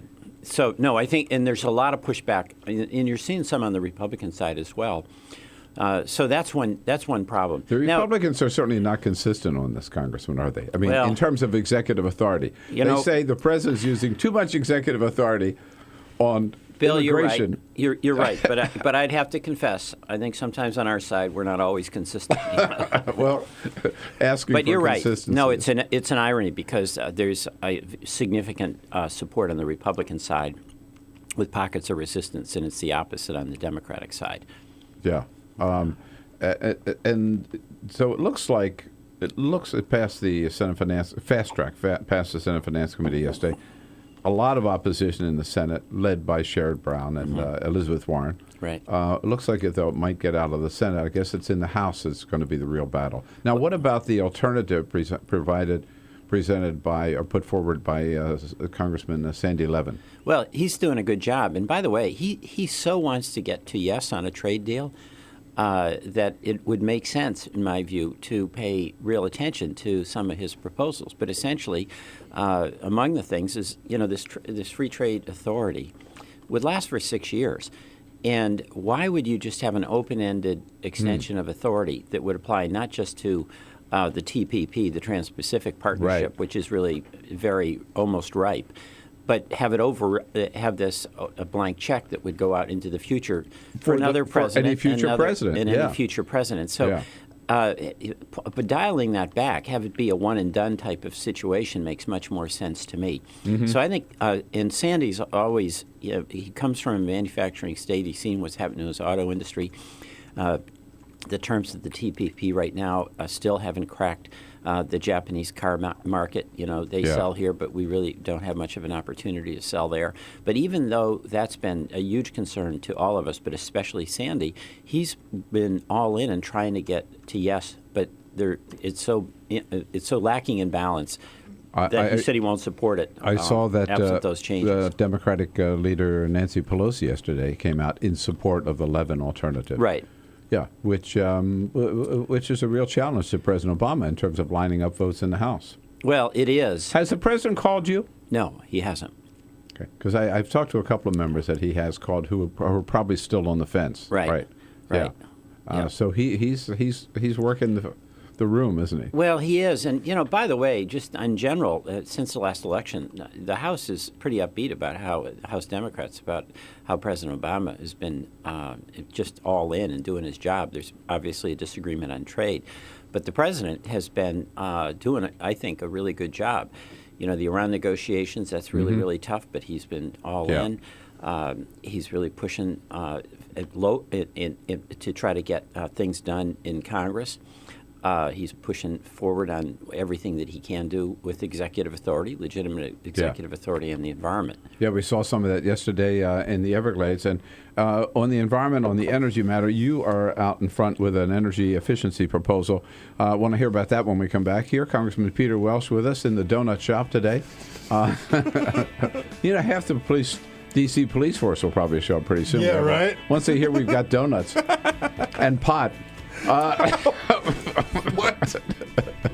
Well, I'm sorry. That was 4 days ago. Ignore that, Congressman. It's a Bill Press Show on Thursday. We'll be right back. This is the Bill Press Show.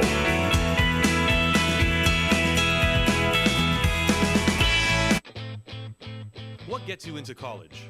Good SAT scores? High GPA? Lots of extracurriculars? Sure, but what you really need is money. If you don't have the cash, you'll need a loan. And we mean huge student loans because the cost of college has risen 1,000% in the last 30 years.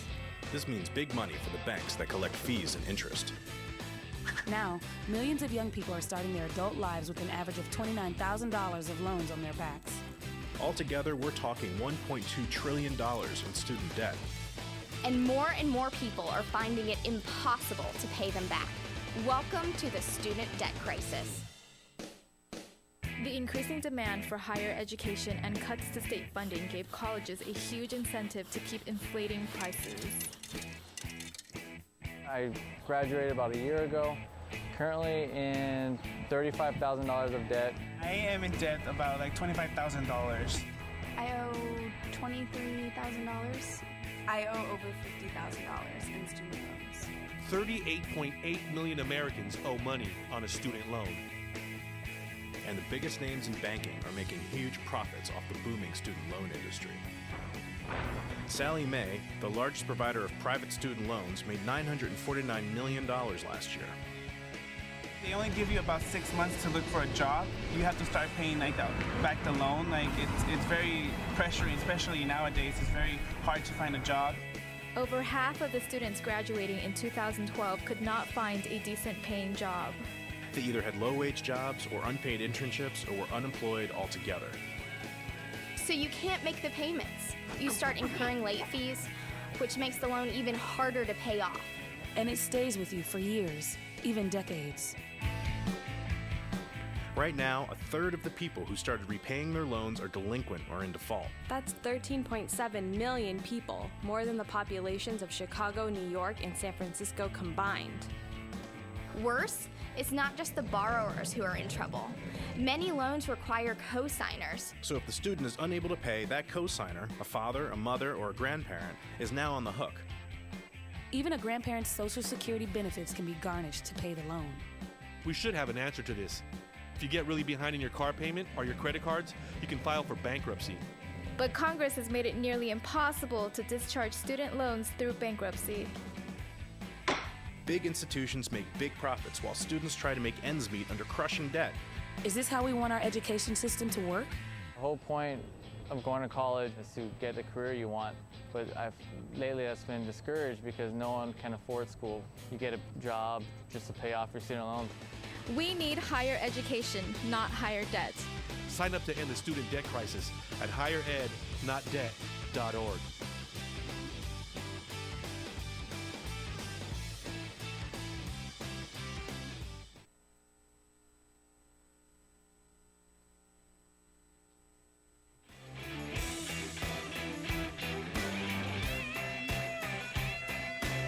And online on TawkrTV. This is the Bill Press Show.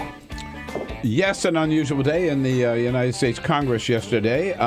There was some action, some positive movement on several fronts. Whether you agree with all of it or not, the Senate Finance Committee late last evening passed fast track authority, which the president wanted. The Senate yesterday, 99-0.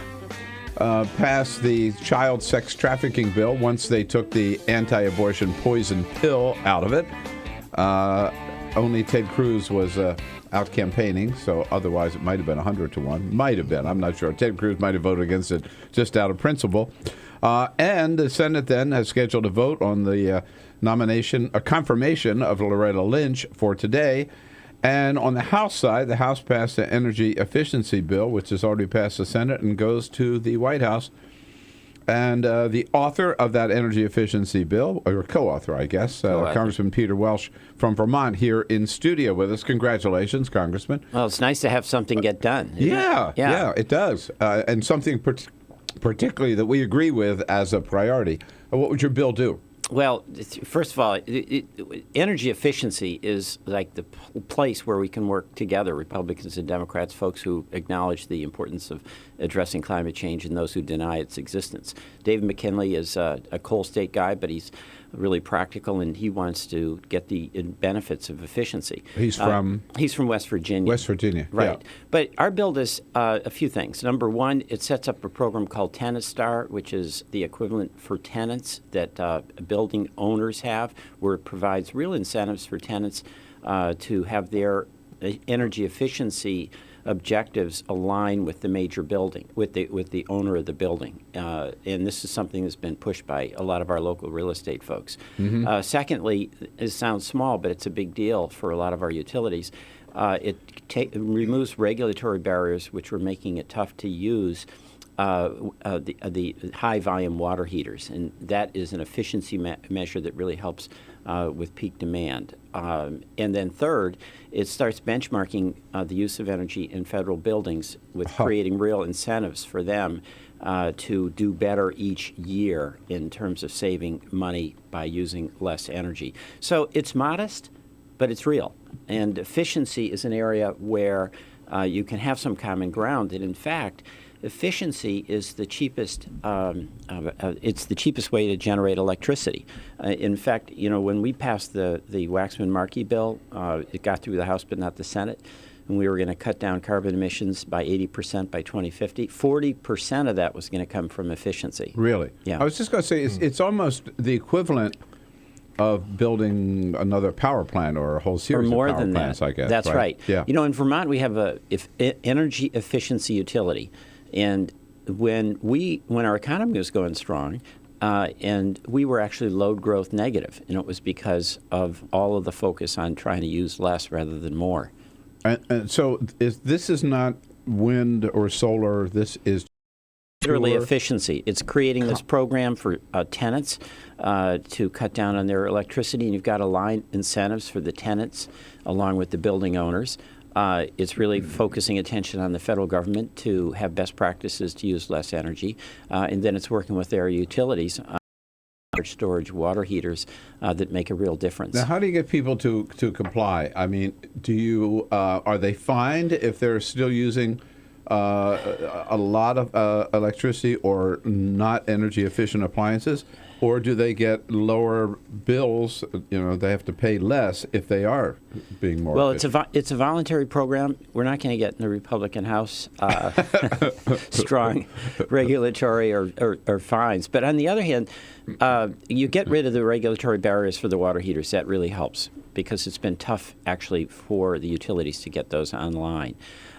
You have the federal government actually directing that all of the federal buildings have an energy plan, then just the focus of attention on how we've got to get our load growth down. You know, it's going to make them make the decision to put in the right kind of light bulbs. Okay, it makes a difference.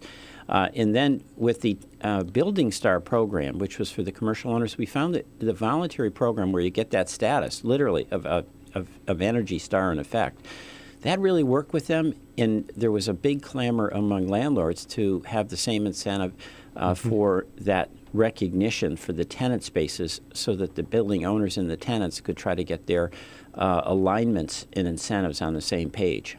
Something you and I have talked about in the past, just totally switching gears here, the authorization for the use of military force. After the president for a long time said, I don't need this, I got all the authority I need. Then he came around and said, well, you know, I'm still not sure I need it, but I'd like to see Congress step up, and because we're in this war against ISIS, and let's have a new authorization for the use of military force. Where is it? Well, it's nowhere, but in fact, we should have it. I mean, Congress should not be on the sidelines.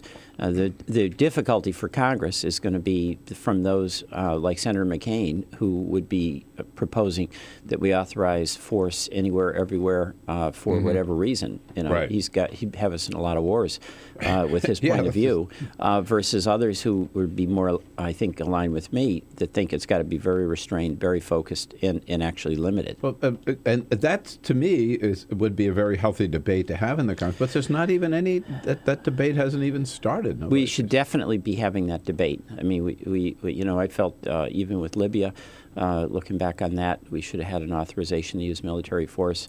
In the fact that you sort of backpedal into these conflicts and then they escalate to a situation where you wonder, why are we here and how did this happen? Yeah, and we've been doing military strike, basically at war against ISIS since August, I think, is when the president that's right. ordered the military strikes. That's correct. Here we are in April, and that's right. Congress hasn't, done anything. That's right, and we should. We should be taking up that and having a debate. And even if the debate doesn't resolve, resolve in an affirmative vote, the fact is this is happening. We should be having a discussion. What are we doing? How are we doing it? All right. Well, on that point, Congressman, we will release you so you can 6 blocks down the street and stir up some trouble down there. You can take another donut with you if you'd like. You know what, Bill? Don't tempt me, all right? But maybe I'll cut a bite, for the road. Yes. All right. Congressman Peter Welsh here with us. I'll come back and tell you what's on the president's schedule today. He is back from the Everglades. This is the Bill Press Show.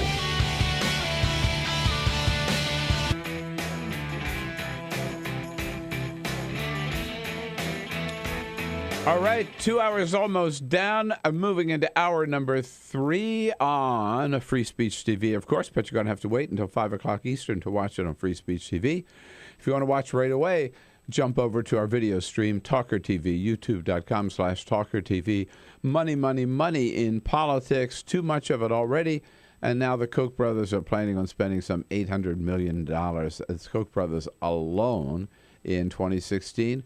We'll start off the next hour talking money and politics and how we can get rid of it. Hour number 3 of the Bill Press Show coming up.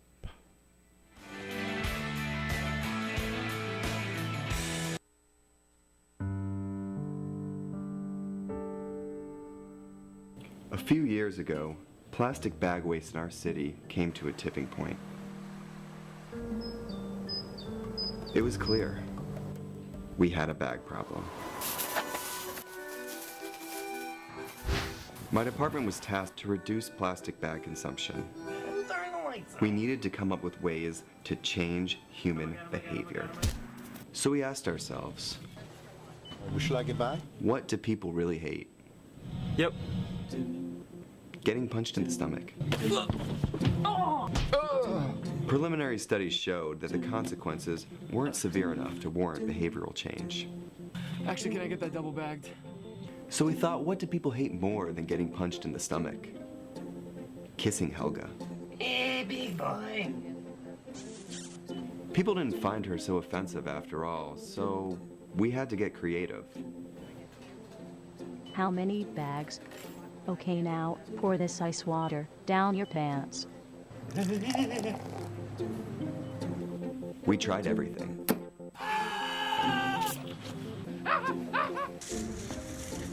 Eat this rat. Defuse this bomb. Even fighting your clone. After blowing through millions of dollars of government funds on research, I came up with a brilliant idea. Why don't we just charge 5 cents per bag? That's a stupid idea. Would you like it back? Yes. 5 cents a bag. 5 cents? 5 cents? Do I still have the option of getting punched? Honestly, I don't know how everyone else missed it. Why don't you just get a reusable bag?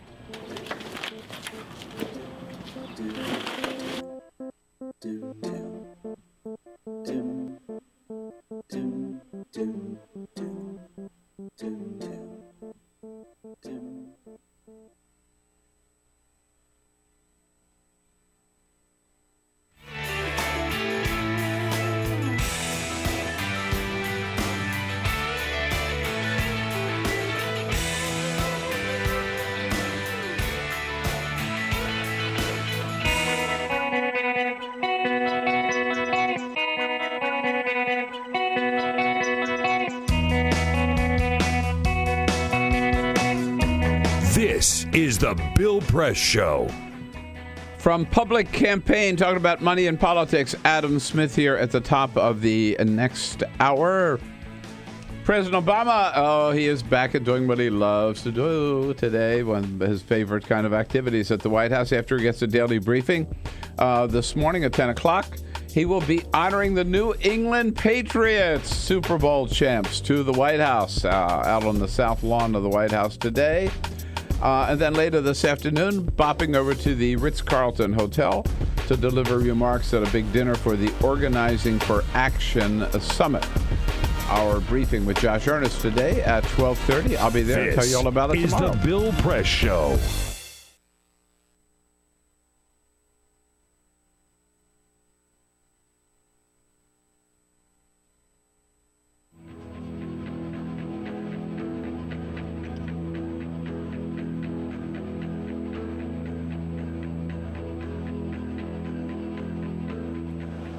Here reporting from Houston, Texas for Climate Desk. Now, one of the biggest uncertainties in climate science right now is the role of clouds. What better way to work that part out than flying right through them? That's what NASA scientists aboard this airplane think. Welcome to NASA's biggest airborne laboratory. You're coming with us today on an 8-hour NASA flight mission. When you read these big IPCC climate assessments, what's the biggest uncertainty? There's two, right? The role of aerosols and clouds. Clouds is probably bigger than aerosols. That is a piece of a puzzle that right now we are missing. You can't get the models right if you don't understand the chemistry and the process. Now we're being told we've got to get on. The doors are about to shut, so let's go aboard.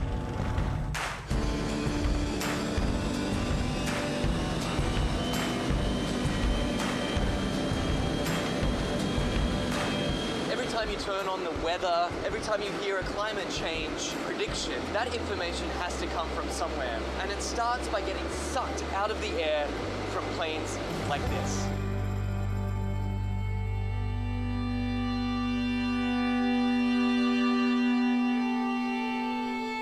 So this mission is to try to understand the emissions from the surface, so mostly biogenic emissions, so from trees and other plants. Right now we're flying to our very first part of this experiment on the DC-8.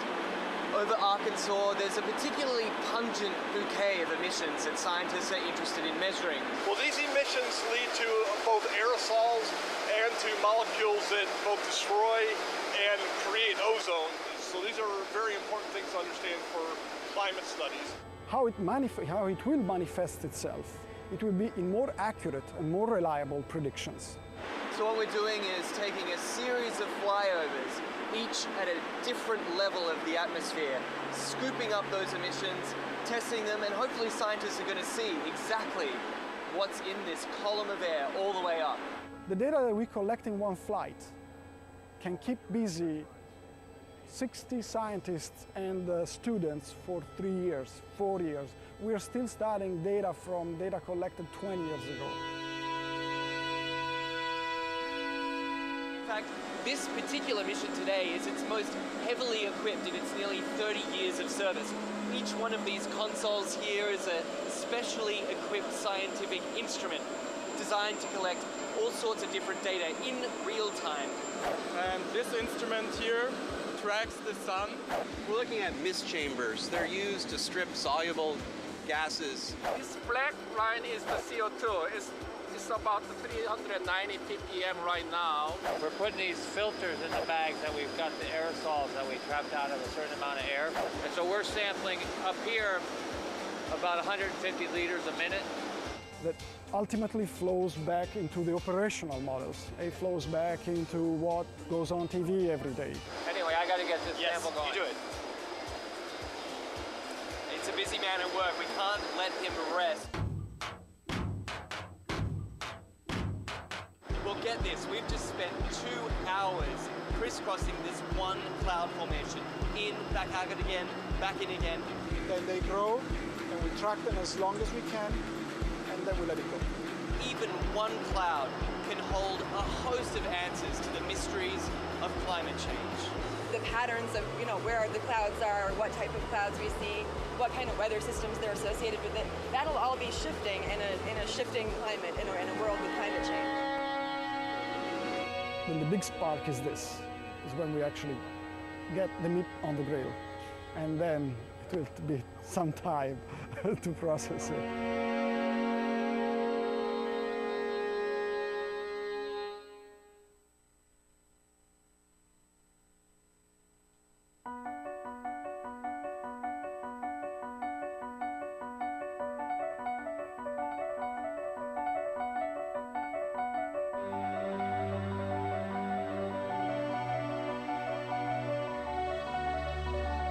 The most important issue on this planet right now is to protect and conserve biodiversity in the world's oceans. And I don't think people realize just how intimate our connection is with the oceans themselves. Not only do they provide the very foundation of life and control our weather, but life just simply could not exist without a healthy ocean. The real problem, though, is apathy. It's all out of sight. It's all out of mind, and people don't even think about it. But it doesn't matter whether you live in Peoria or on the coast. The fact is, whatever happens in the ocean affects all life forms on the planet Earth. If the oceans die, then civilization collapses. We all die. We cannot live on this planet without the oceans. This is, in fact, not the planet Earth. It's the planet ocean, but because we're a land-dwelling species, we refer to it as Earth. But it is the planet ocean, and the oceans are the heart and the foundation of all life on the planet.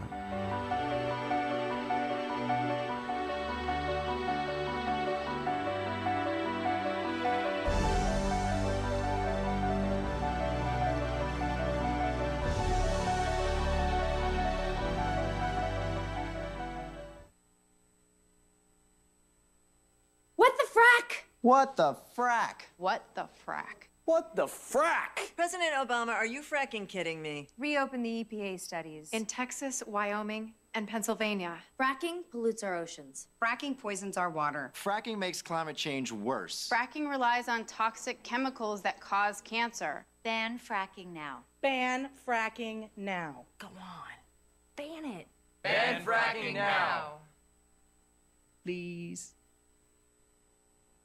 Two anti-government, self-described revolutionaries have shot up a pizza restaurant as well as a Walmart in Las Vegas. The internationally syndicated political series, The David Pakman Show, provides progressive talk, analysis, and interviews with the nation's youngest radio and television host, David Pakman. Find out more and catch up on all the latest episodes by visiting our website at freespeech.org. Broadcasting around the nation, on your radio, on your TV, and online. This is the Bill Press Show. By the end of the day, we should have a new Attorney General. The Senate finally getting around to voting on to confirm Loretta Lynch today. It's about time. Hey, hello, everybody. What do you say? Thursday, April 23rd. Hello, hello. Good to see you today. Welcome to the special Thursday edition of the Bill Press Show. Man, we got lots going on today. Not only a lot of news to talk about here from Washington and Boston, around the country, around the globe. It is Take Your Kid to Work Day. And we're celebrating with two little Ogburns here in studio. Too many Ogburns. Too many Ogburns, right. Yes, Gray Ogburn is all of 10, and Magnus Ogburn, who is all of 7, right? 7, yes, 7. indeed. You got him. Here in studio with us. There they are. Hey, guys. Hey, okay, thanks for coming in with Father Peter We Ogburn. lost the other one. We lost the, temporarily. He's all whacked out on glazed donuts. I was going to say, we not only have, so we're celebrating Take Your Child to Work Day. We've also got donuts from District Donuts down the street. It's hardly a work day. It's like a zoo in here. Just like a big party. We today. brought kids in and fed them a ton of sugar. What could possibly go wrong? Right. And of course, we had to have a little sugar along. Yeah, we with it, were right? helping ourselves. So Peter Ogburn and Elisa Murphy, guys. Hello, Hey, guys. good morning. Hey. Alicia Cruz there on the phones, because we want to hear from you. 866-55-PRESS, our toll-free number. Or you can send your comments on Twitter at BP Show, Facebook.com/Bill Press Show. And Cyprian Balding. Cyprian's had, about 3 donuts so far this morning, Yeah, I we think. had to keep out of here now. Yeah. Just no more donuts for Cyprian this morning. Oh, there he is. There's Magnus. Okay. Hey, buddy. And we've been trying to get Adam Smith in from the public campaign for a long time, and he finally agreed to come in today because he heard we were having donuts. That's absolutely right. Hi, Adam. Good to see you. Hey, good to be back. Yeah, the donuts are right in front of you. So Oh, my just gosh. help yourself at any time. They're the most decadent donuts I've They ever really seen. are. They really are over the top, but they're so good. Oh, yeah. I mean, don't complain. Oh, it's not a complaint. You kidding me? I had half one already. I'm not going to have another. As much as you keep pushing them on me, Bill. You'll weaken before the half hour is over. I'm sure. So yesterday, by the way, the White House, I don't know why they do it. They always celebrate Bring Your Child to Work Day the day before everybody else does. Right. Maybe, I don't know. Whatever. But so the First Lady, President was at the Everglades yesterday. The First Lady had Maybe that's why they did it, because he was out of town. Yeah. She had a whole group of kids at the in the East Room of the White House, and one little girl raised her hand and asked the inevitable question, "How old are you?" Here's the First Lady. How old are you? I'm 51. Ooh, so she lays it out there, and then the little girl wins her heart with this follow-up. What was that, babe? I didn't hear you. You're too young for a 51-year-old. You're too young for a 51-year-old. Thank you. That kid's got a bright future. Oh, yeah. That kid's got a bright future. Which, of course, got this response from the First Lady. You should come up and give me a hug. Come on up here. Come give me a hug for that one. Yeah. You taking notes, kids? You taking notes, boys? That's how you do it. That's it, right. Flattery will get you anywhere. That's right. So we're going to talk campaign finance and money and politics with Adam Smith here from Public Campaign at the top of the hour. At the half hour, Jesse Berney from Blue Nation Review with the politics of the day here in studio with us as well. But first, Peter. This is the Full Court Press. Just a couple of other stories making news. We go to Tokyo, where a bizarre story is developing. A drone was found on the top of the rooftop of Japan's equivalent of the White House, where the Prime Minister lives, and it was carrying traces of radioactive material. Really? Is that wild? Yeah. They're not sure yet how it got there. They discovered it the early hours this morning where we are. They didn't see it flying in. They didn't see it flying in. They just found it up there. They discovered it up there, and they don't know how it got there or when. Exactly. They don't know how long. It's pretty scary. Which is kind of terrifying. So they're looking into that, and we'll keep you posted. How much? I think it's that same guy that flew one onto the White House lawn. Got drunk and was trying to impress his girlfriend. Yeah, same reason, I'm sure. Guy. Have you ever asked yourself the question, how much is all of the land in America worth? If you wanted to buy all of the land in America, how much would it cost? Like if I were Ted Turner? If you were Ted Turner, basically. Government economist William Larson asked himself that question. Well, Bill, what's the point? I mean, look. But who's going to buy it? Well, nobody's going to buy it. But if you want, what's the land value of America, right? So what this guy did? He's a government economist. That's right. William Larson, a government economist, valued the land in America at $23 trillion. He said if you take a look at the 1.89 billion total acres here in America at a little over $12,000 an acre on average, it comes out to be $23 trillion if you want to buy all of the land in America. Look, it ain't going to happen. I'm just saying that's what we're worth. I wonder if there's anybody eligible. Yeah, right. Probably not. I think that's much too low. It seemed low, right? Yeah, 23 trillion? No. It seemed low. I mean, but that's just for the land. Sheldon Adelson has that much money. Right. And Kraft Food Groups has announced that they are changing the recipe, the formula, for Kraft macaroni and cheese. No way. They are. In fact, it's going to be revolutionary. Now we're getting to some real news here. Well, I live to serve you, sir. Here's the deal, though. They're getting rid of a lot of the chemicals, and a lot of the unnatural ingredients are going to try and make it a little more natural. So this whole, day glow orange color of Kraft macaroni and cheese, a color not found in nature, is going to be... What? It's not going to taste as good then, right? It's not going to taste as good, right? Exactly. It's definitely not going to taste as good. No. So people are kind of freaking out over what it's going to mean for their Kraft macaroni and cheese. Yeah. If you're eating Kraft macaroni and cheese, you're not all that concerned about whether or not it's GMO That's right. wheat that you're using or the ingredients. Yeah. No, I think you're Once right. Once you've committed to Kraft mac and cheese, you know what? Bets are off. You can mess with the Kraft macaroni and cheese, but keep your hands off our donuts. That's right. Get our priorities straight here. Right? So, Adam, I have to tell you, I was, in terms of money and politics, I was at a speech of Wall Street investment managers, right? People who run big hedge funds and everything in Washington. I was giving a talk about looking ahead at 2016 here in Washington at a hotel, luncheon speech. And so I opened up for questions after I was finished. And really stunned me. The first question from one of these hedge fund managers in the audience was, what are we going to do to get money out of politics? Is there any way we can do that? First of all, coming from one of those guys, I didn't expect it. And secondly, there was a time when money in politics was a big issue, and campaign finance was a big, finance reform was a big issue. And I told him, I said, man, I'm glad you asked that question because nobody's talking about it anymore. Yeah.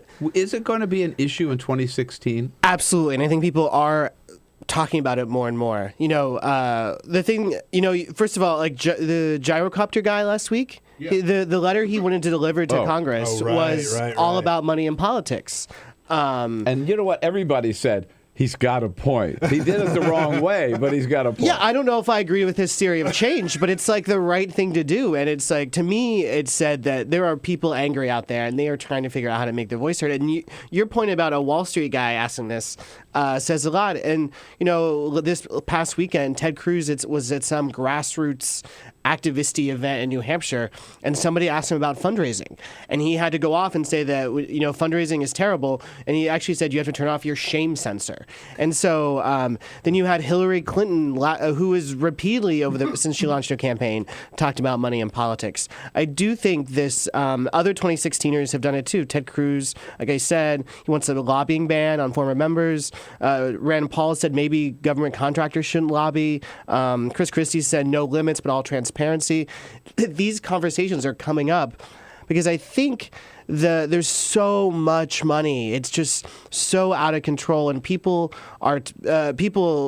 are tying the sort of lack of faith they have in the political system to the money, and it's just inescapable this cycle for candidates, and they're going to have to talk about it. Did you come in by gyrocopter today? I did not, but it looked really cool, right? Did you see it? I'd love to ride a gyrocopter. I saw the video of that, and I was just thinking, man. That's my new super PAC, Gyrocopters for Reform.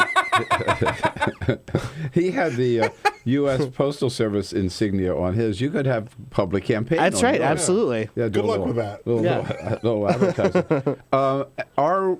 And I guess we have to accept the fact that absent any reform, we'll have more money in 2016 than ever before? Oh, absolutely. It's going to be another record-setting election. There's some estimates have it as high as $5 billion just for the presidential. This is I don't know if that's going to be. I think that's a bit of a stretch. But you could see $3 or $4 billion just for the presidential. With the control of the Senate, there you're going to have a lot of money there. I think it's just going to be all kinds of money.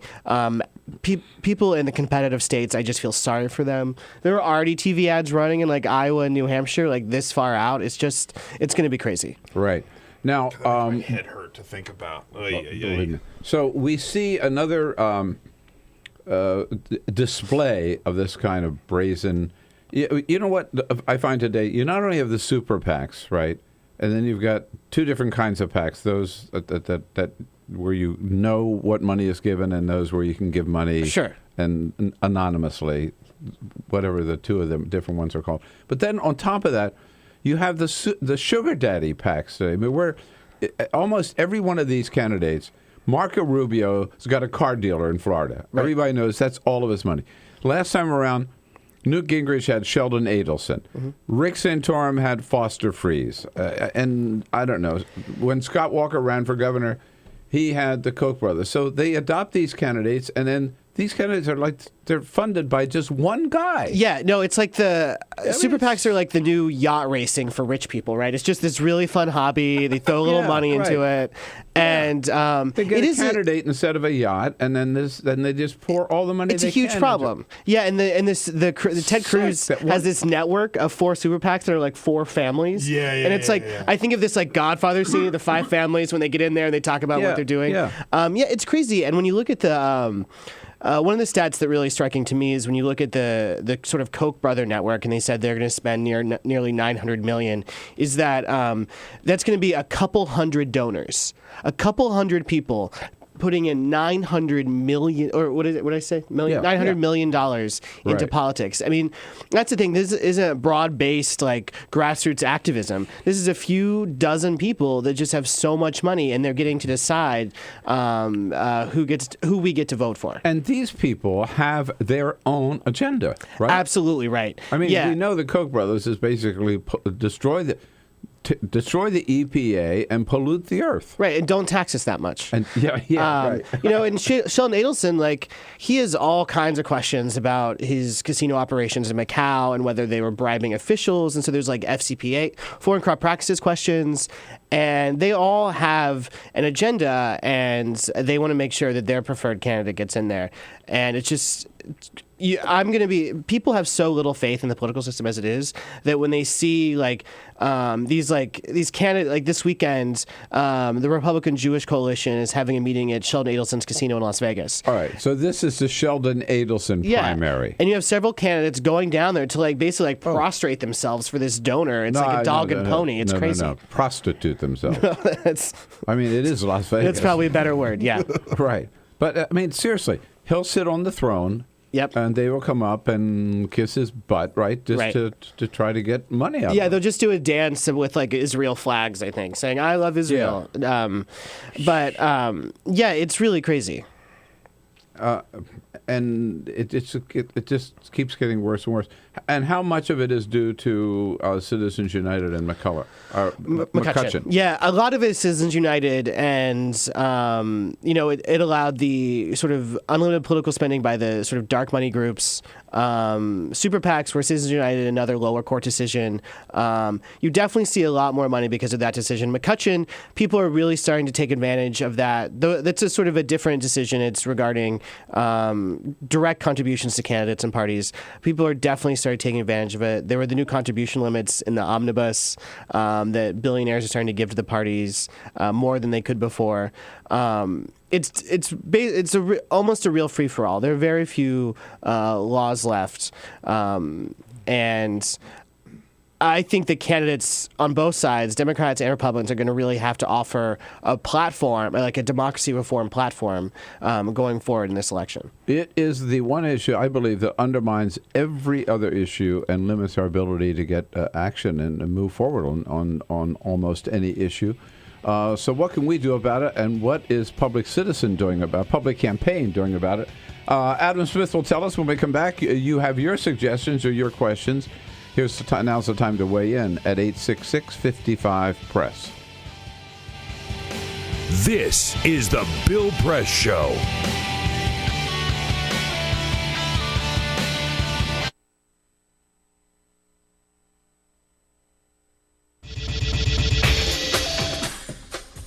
Tune into Free Speech TV for Democracy Now!, a national, independent, award-winning news program bringing you people and perspectives rarely seen on corporate media.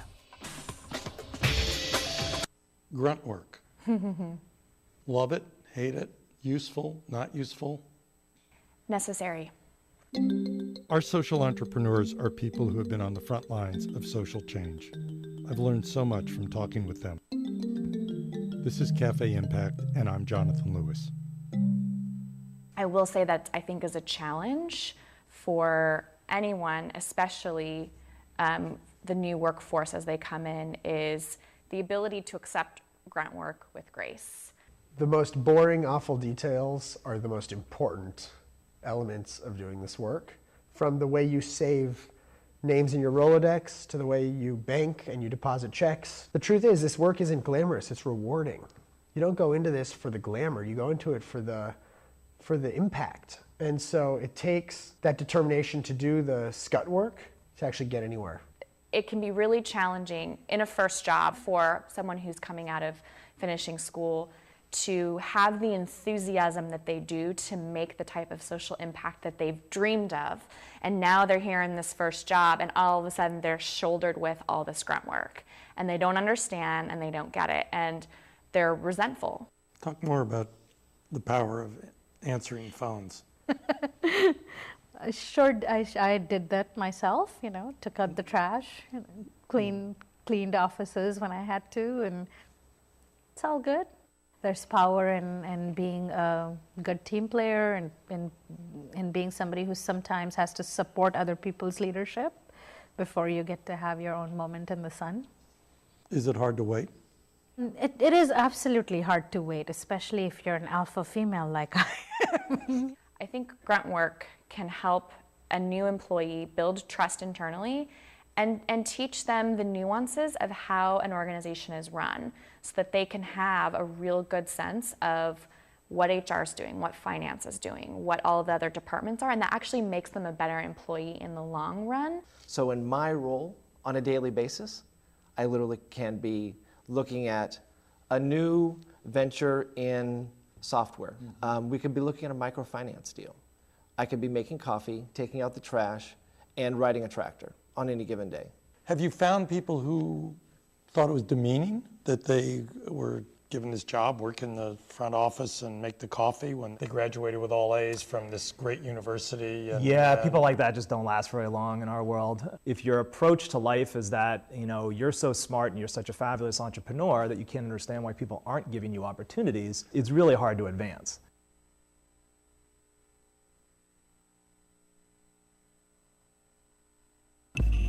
Tune in to Gay USA with hosts Ann Northrup and Andy Hum for in-depth coverage of lesbian, gay, bisexual, and transgender news. Watch Gay USA every week, only on Free Speech TV.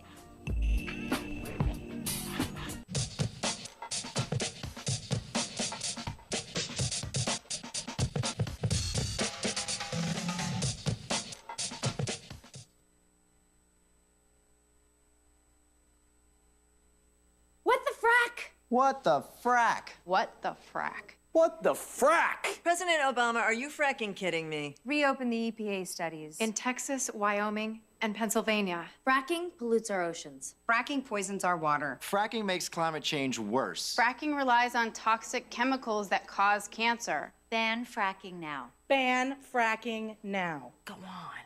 Ban it. Ban fracking now. Please.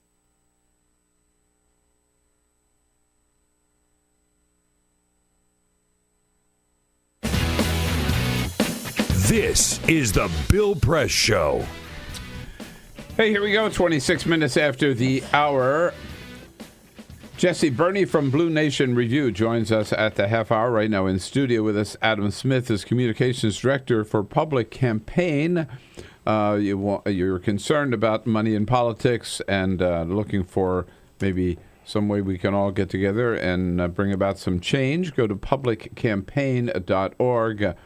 Adam, I noticed here during the break looking at Mike Allen's playbook on Politico this morning. The lead story is Rubio takes the lead in the Sheldon Adelson primary, and the Kochs plan a record spending to shape 2016. So money in politics dominating. Yeah, and the other day Mike Allen today. called it auditions. That Jeb Bush gets to audition for the Kochs. I don't know if that was Mike Allen's words or the Koch people's words, but it's crazy that those are the words we're using. Yeah, and that's what they do. They hold these events. The Koch brothers have been doing it for a long time. Yep. And now Sheldon Adelson does it. One person come in.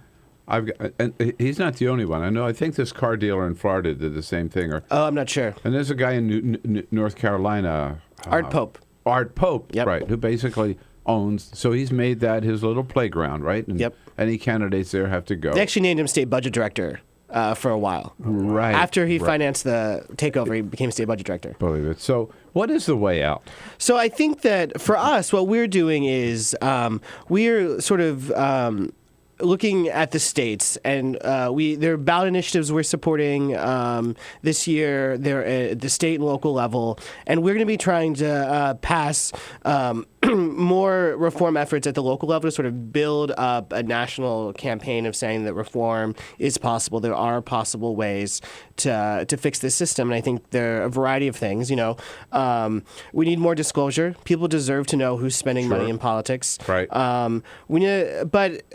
Of course, we need either an amendment or we need to change the courts. But we can't just focus on getting money out. We have to figure out how to get people in.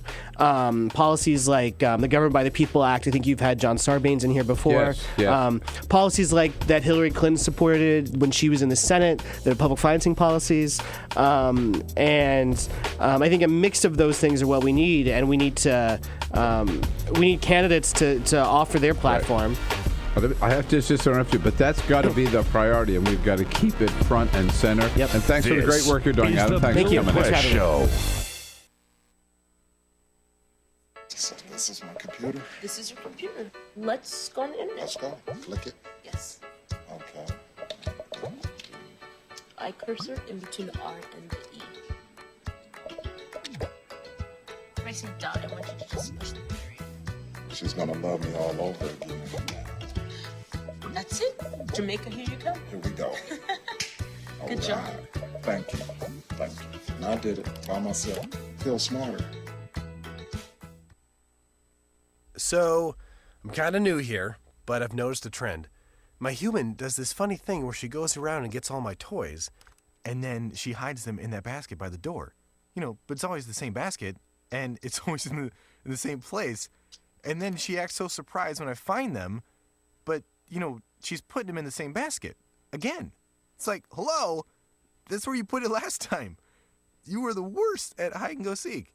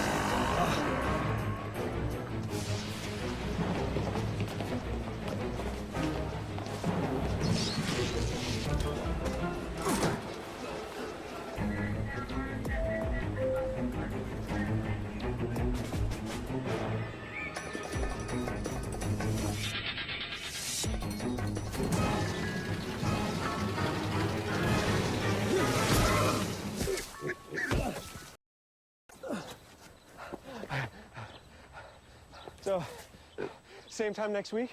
Well, of course. Put away a few bucks, feel like $1 million. For free tips to help you save, go to Feed the Pig.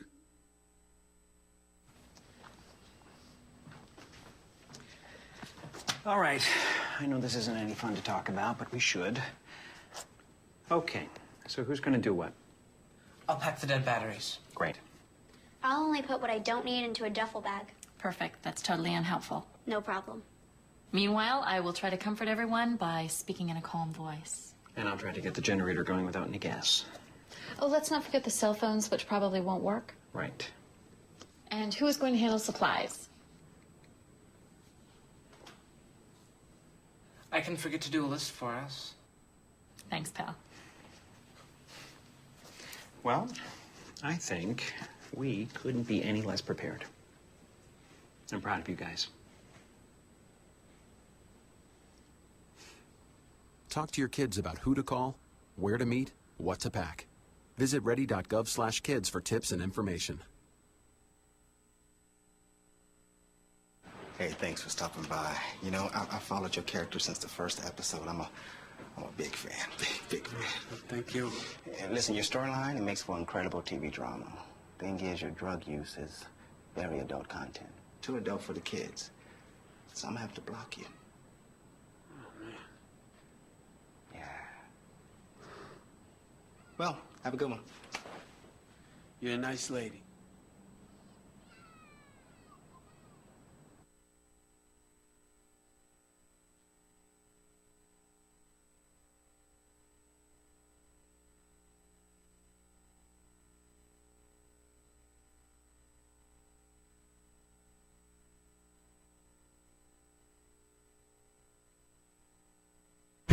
This is the Bill Press Show. Here we go now. It's 33 minutes after the hour. This is Thursday, April 23rd. It's the Bill Press Show. We're in Washington, D.C., our nation's capital.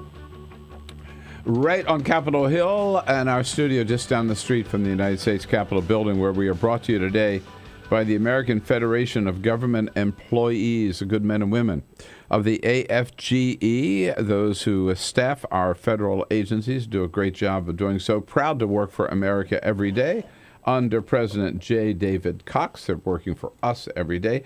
We salute them, thank them for their support, and you can find out more about their good work at afge.org. So people complain all the time about there's no progressive media, or maybe not enough of it. Everything is, the media is all right-wing. Well, there are some great progressive voices out there. Free Speech TV, for one, your local progressive talk radio station where you're listening to us right now, for another. The great radio apps Tune In. You can download it. It's free. Or iHeartRadio. Download it's free. And then there is Blue Nation Review, a certainly left-leaning political blog. And Jesse Berney is the senior editor for Blue Nation Review, who joins us in studio. Jess, good to see you. Good to see you. And thank you for being there. Thanks for having me. Yeah. I mean, it's a lonely world sometime out there, the world of progressive media, isn't it? Well, I don't know. I mean, there's a lot of good stuff to read out there. You know, there's and Huffington Post. Huffington Post is good too. reporting. Talking Points and Memo has great reporting. TPM is good too, right? You know, there's still the old blog guys like the Daily Coast is still great. So yeah, there's a lot of good stuff out there. It makes me feel better when you mention all of them too. And the Nation magazine, we always have people from the Nation and Mother Jones and Nation, 150 years, 50th anniversary this, right? And Mother Jones, right? With a great. I was thinking the other day about the Bill O'Reilly Still strong, right? Even though Mother Jones exposed him was the biggest liar ever on television. Ratings are bigger than ever. Zero consequences. And I actually wrote about this a while ago, how there was no way he was going to ever face any consequences because, NBC News cares about credibility, right? Like NBC News, when Brian Williams was found out to have lied about something, this was a big deal to them. When Bill Riley was found out to have lied multiple times, what do they care? They know that their audience, the people they care about, are not going to believe anyone saying Bill O'Reilly told a lie. So what do they care? Why should they? Why there was no reason at all for Fox News to get rid of Bill O'Reilly or to punish Bill O'Reilly or anything. And like you said, like the ratings went up. So right, exactly. So we were just talking with Adam Smith of Public Campaign about money in politics. And it's interesting, on your front page today, you have an article about the Koch brothers. We touched a little bit with them on Adam Smith. But I first of all, have to congratulate you with the great headline, GOP candidates oil their taut bodies for Koch brothers swimsuit pageant. I was a little punchy yesterday when I wrote that headline. I like that headline. That's one of my better ones. I love it. Thank you. Right. But that's exactly what it's all. It is like the swimsuit pageant. Yeah. And Sheldon Adelson is having one this week. We'll talk about that a little bit. But so the Koch brothers, and who are their favorites? Right. So Charles Koch gave a I don't know if he's the good brother or the bad brother. I can't tell them apart. But he gave an interview to USA Today. I think he's all bad. I think David is sort of like, the way I read it is half bad, because David has done the philanthropy stuff, and the medical stuff, right, and the dance, right, whatever the dance hall is, not dance hall, but. In New York, they've got the big theater, right? As part of Lincoln Center, yeah. Right. So Charles gave an interview yesterday to USA Today, and he essentially named the 5 candidates, the 5 GOP candidates they're interested in possibly supporting. Now, they generally stay out of primaries. And I'm sure that they're spending the $889 million. Some they're going to raise from their billionaire friends, and we all know that probably 90% of that money is going to go toward ads bashing Hillary Clinton. Oh, yeah. So we know where that money is going. But, even a small portion of their network, if it gets focused at all on attacking one candidate versus another, they could literally make the difference in the primary. If as the months go on, somebody's struggling, they can keep them in or they can knock them out. That's up to them. So they named 5 candidates. They could be kingmaker. Easily. It's really up to them.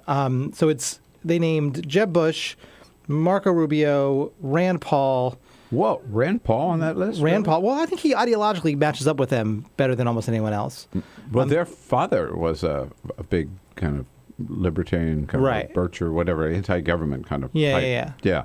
Huh. Scott Walker, who they've been a big supporter of for years, of course. I don't know if people remember the famous incident when a prankster kind of pretended to be one of the Koch brothers and calling him. That was really fun.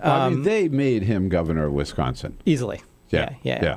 And then the surprising one to me was Ted Cruz, because Cruz doesn't match their ideology as much. He's much more of a religious, he did the Liberty University announcement, much more religious bent conservative, which isn't their bag. They don't mind it. Like, they have indicated that they, are okay with marriage equality, but they also spend tons of money on candidates who oppose it, so who cares? But Cruz, and it seems like his chances of the nomination are pretty slim. Yeah. So it's interesting that they're behind him, unless they just want him to support, unless they want his support on things in the Senate. Might be what it is. What I find interesting about that list, again, any one of these 5, Jeb Bush, Marco Rubio, Rand Paul, Scott Walker, Ted Cruz, is who's not on the list. Right. Christie. Chris Christie is not on that list, which is he's the biggest one, I guess. Right. Yeah, away. I mean I think he's toast. The question now is whether or not he even gets in. To me, and 3 months ago it would have been 100% he's getting in. I'd say now it's like 70% he's getting in and dropping. I mean, stories keep coming out. There may be indictments in Bridgegate coming any minute. Actually, that's a really good question. Which is going to come first, a Christie announcement or a Bridgegate indictment? Not of him probably, but of his underlings. I mean, he's been scandal rock. Either one would be fatal. Deeply unpopular in New Jersey right now. He just, and the money Everybody went to says Bush. he had a good weekend in New Hampshire and proved that he's still very much alive. Well, look, he's good at the town hall thing, but if all the money is with Bush, one of his best friends, a guy named Joe Kyrillos, I think. There's a story yesterday in the Daily Beast by Olivia Nuzzi about how Kyrillos, who was an old, longtime friend for Christie, ran for Senate. Christie didn't, I think, show him as much support as he would have liked, and now he's gave $10,000 to Jeb Bush. And this is happening. Like, all the New Jersey money isn't going to Chris Christie; it's going to Jeb Bush, and that's going to be a huge problem for him. 2012, everyone wanted him to run. He was this straight talker, tells it like it is, blah blah blah. It's a con, but he's good at it. It's a good con, and he was the guy, and now Bush is essentially taking that role. I was just thinking of other people now on the list. Mike Huckabee. Some of these former Rands are also Rands. Huckabee, Right. Santorum. Yeah, and again, they're a little bit more deeply kind of with the socially conservative side, which is just not the Koch's issues. Look, we know what the Kochs are in here for. They're ideologues to a point, right? Like I think they believe their own shtick about but it's all taxes, deregulation. Let's let oil companies decide what to do about global warming. It's they actually paid a scientist, a global warming denier. They funded his research. So he's I think they are in this to make their ridiculous fortune more ridiculously huge. That's what they're here for. Right. And so to them, Huckabee, Santorum, these guys aren't going to be president. They're not in office. They can't bring anything. At least Cruz will still be in the Senate. Yeah. Do we have any idea what's the point? Yeah, where Adelson is coming from in terms of candidates? Is he? Mike Allen in Politico, the playbook reports something that Rubio seems to be emerging as. That's interesting. Adelson's favorite. Yeah, and Adelson is much more likely to jump in on the primary side. Right. Yeah. Because he was did the last time. Right. He was Newt Gingrich's essentially kept his campaign afloat. Right. Exactly. So, his biggest issue is Israel, and Rubio says all the right things, but all the candidates on that side say the right things. I was at CPAC a month or two ago, and every candidate sounded the exact same. They all think Benjamin Netanyahu should be president more than they think they themselves should be president. So they all say the right things for Adelson, and I have no idea what motivates his choice, because I have the feeling it's I think he wants someone who could win this time, which I guess he thought Gingrich was, and he can't be. He wants someone who can win. This is total speculation, but I think what he wants is someone who can win, but someone who will give him the credit. If he picks Jeb and Jeb wins, well, Jeb is the establishment candidate. He's got all the support, all the money. The endorsements are going to start rolling in as soon as he announces. So Adelson would be a small fish in that pie. Yeah. Rubio, if he wins, he needs a boost. He needs someone like Adelson, I think, to catch up to Jeb, who is Rubio's biggest problem. And they occupy the same space. It's going to be really tough for Rubio. So for Rubio to, for Adelson to support Rubio, well, if Rubio wins, then he's going to be really grateful. He's going to be a big fish in it. Yeah. Right. Rubio. So he's got the car dealer in Florida, and now he's got, looks like maybe. We'll find out more after this Sheldon Adelson primary this weekend. Right. But it could be Rubio might have the casino mogul from Vegas as well.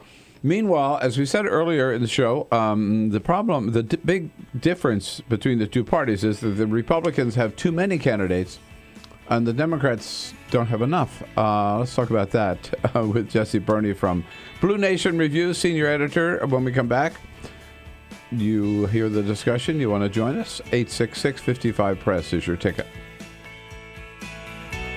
This is the Bill Press Show.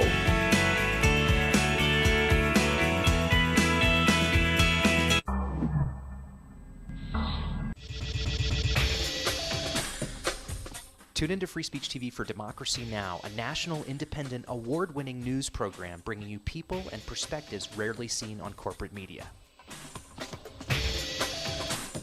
I'm the retired bishop with the Episcopal Church as the bishop for all chaplains in federal service.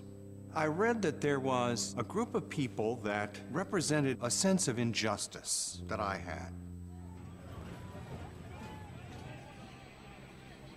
We'd lost Zuccotti. I mean, there was a kind of a hope that maybe Trinity Church would be gracious and give refuge. We picked this day where we would gather and demonstrate that Trinity was closing its ears to what was happening. We marched around the block, and I realized that, my goodness, they're carrying a ladder. And I thought, well, this is the moment.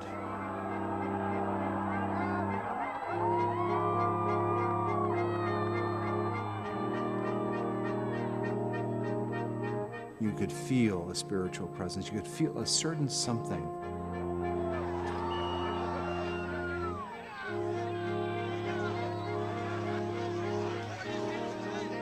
And then the cops came in. It got brutal. I'm with you right here. Robin, I'm here. The church needed, in this moment in history, to stand alongside of these protesters. The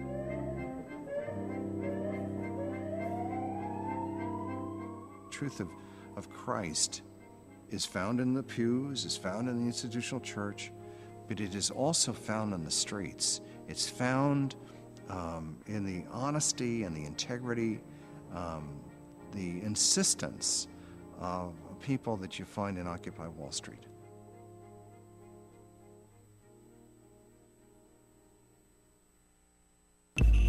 Tune in to Gay USA with hosts Ann Northrup and Andy Hum for in-depth coverage of lesbian, gay, bisexual, and transgender news. Watch Gay USA every week, only on Free Speech TV. What the frack? What the frack? What the frack? What the frack? President Obama, are you fracking kidding me? Reopen the EPA studies. In Texas, Wyoming, and Pennsylvania. Fracking pollutes our oceans. Fracking poisons our water. Fracking makes climate change worse. Fracking relies on toxic chemicals that cause cancer. Ban fracking now. Ban fracking now. Go on. Ban it. Ban fracking now. Please.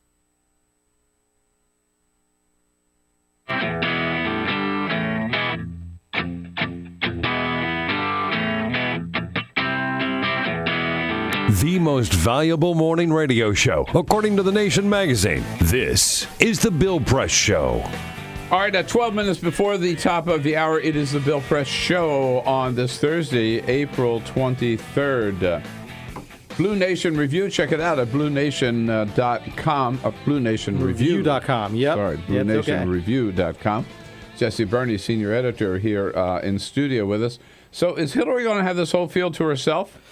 Well, that's a good question. It's the same question everyone's asking. I think mostly. I think there will be. Here's what I'm hoping. First of all, I worked for Hillary in 2008.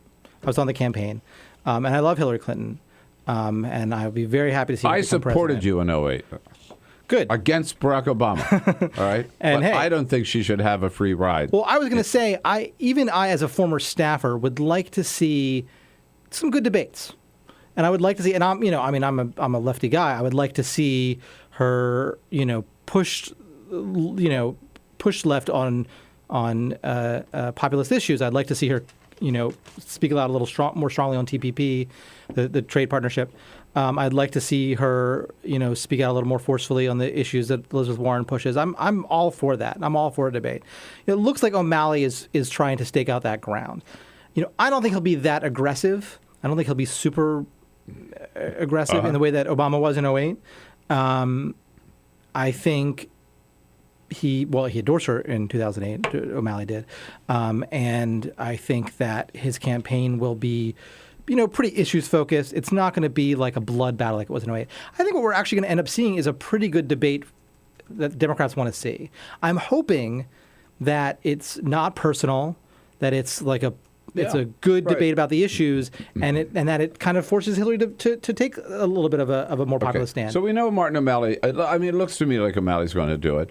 Everybody, every day, we were talking about this earlier, there are more and more cries for Elizabeth Warren, but I'm starting to believe her. I'd love to see her. I believed her a long time ago. But I believe that she's not going to do it. No, she's not running. I think Bernie Sanders will, as a Democrat, and that'll liven up the debates for sure. If he can pull enough support to get in. Of course, O'Malley may not be able to pull enough support to get in. Yeah, right. Maybe her alone on the stage if they go by polling, but... Right. But as these folks get out there and start. Okay. Now, here's my question. The question of the day is, why not Joe?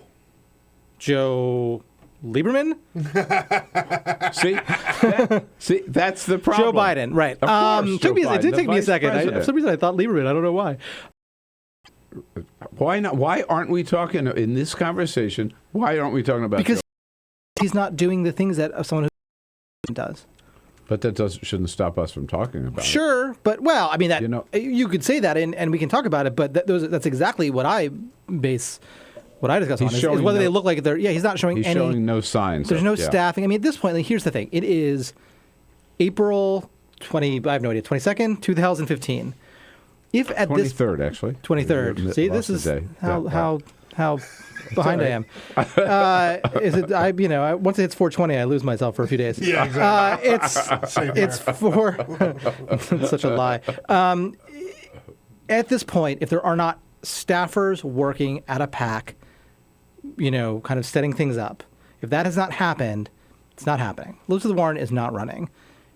Joe Biden is. I just don't think he's running. You have to be putting that infrastructure in place a long time before. I mean. Look, I have friends who I know have been going to work for Hillary Clinton for months. Yeah. This is not something that you snap together. If Elizabeth Warren decided today, I'm going to run, she would be drowning because she has no infrastructure. That building infrastructure there's so much behind the scenes stuff before it gets started. I mean, I think Joe's not running. On the other hand, you could say that as a vice president, he has certain advantages. Yes. And this is why his last little trip to Iowa, where people said, well, what's your timetable? When are you going to make up your mind? Here was Biden's response. That's a family, personal decision that I'm going to make sometime at the end of the summer. He says he's got until the end of the summer. I question that. They all say that. I mean, and look, he could announce then. That would be fine. But he'd have to be putting the pieces into place right now. And there's no signs that I've seen that that's happening. And ultimately, here's the question: is he afraid of challenging Hillary Clinton because he's afraid he could lose? That's a good question. I don't know. That doesn't sound like Joe Biden to me. No. I think if he wanted to run, he would run. I don't think he's fearful. He's not like a leftist dream candidate or anything. I don't think he's that much. There's not a lot of distance between him and Hillary Clinton on the issues. I mean, he's not Bernie Sanders. He's not Elizabeth Warren. Yeah. So I don't know. I don't know what he brings to the table necessarily. I mean, he should get a good look because he's the sitting vice president. You have to take him seriously for that reason. But ultimately, if I'm a Democratic voter, why am I supporting Joe Biden over making history with a very similar ideological candidate? Yeah. Well, it's fun to watch, and we're just getting started. Jesse, thanks so much for coming in today. My pleasure. Right. Hope you enjoyed the donuts. Did. I definitely more definitely importantly, did. hope you enjoyed the show. I really did. Thank you. I would like to come back soon. All right, we'll get you back in. Absolutely. Great. All right, thanks. And don't forget, it is BlueNationReview.com. I'll be back with a parting shot. This is the Bill Press Show. It is possible to read the history of this country as one long struggle to extend the liberties established in our Constitution to everyone in America. In other words, who, according to our laws and culture, gets to be considered a person? The law creates legal personhood, and movements create law and change culture. So, how have the courts passed laws to shape our culture? That history goes way back before Citizens United. 1819, Dartmouth College versus Woodward, Supreme Court case, turned a corporate charter from a government-granted charter to a contract. This ruling gave corporations standing within the Constitution. 1886, Santa Clara County versus Southern Pacific Railroad. Though the court did not rule on corporate personhood, The decision was subsequently cited as a precedent to hold that a private corporation is entitled to the same 14th Amendment rights of due process and equal protection as human beings. This makes it impossible for us to make laws that treat local businesses any differently than giant multinational corporations, even if their business practices are deemed to be harmful to workers, the environment, and communities, or have a history of violating the law.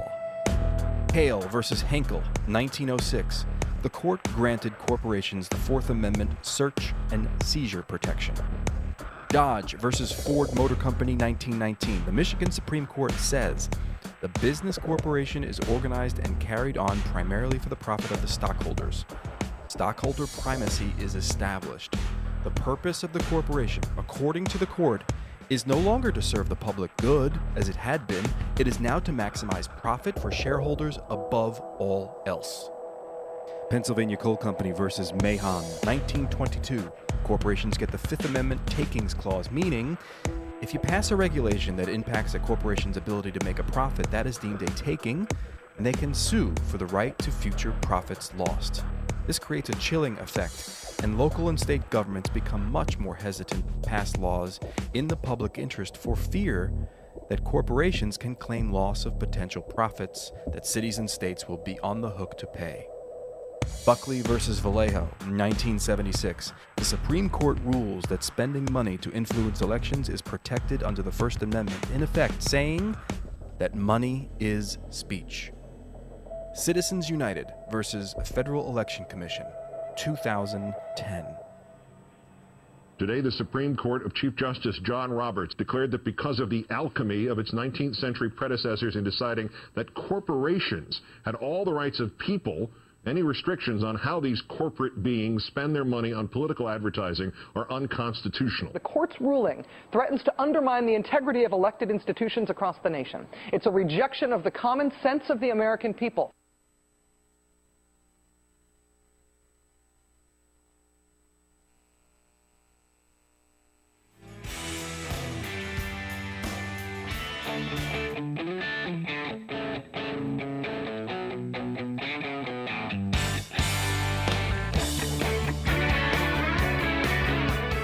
The Parting Shot with Bill Press.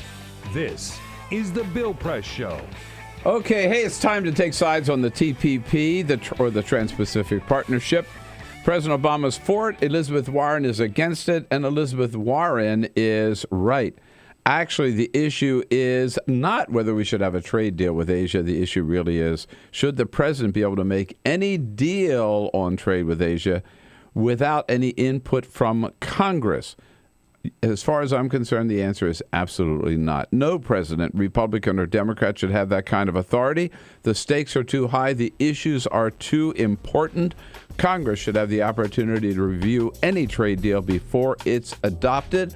And without that authority, Congress should vote no on fast track. That's my parting shot for today. It has been a big day, and we want to thank Gray Ogburn. Yo. Thank you, Gray, for coming in. Thank you. And Magnus, thank you for coming in. Thank you. Will you come back again next year? All right. Coming back next year, right?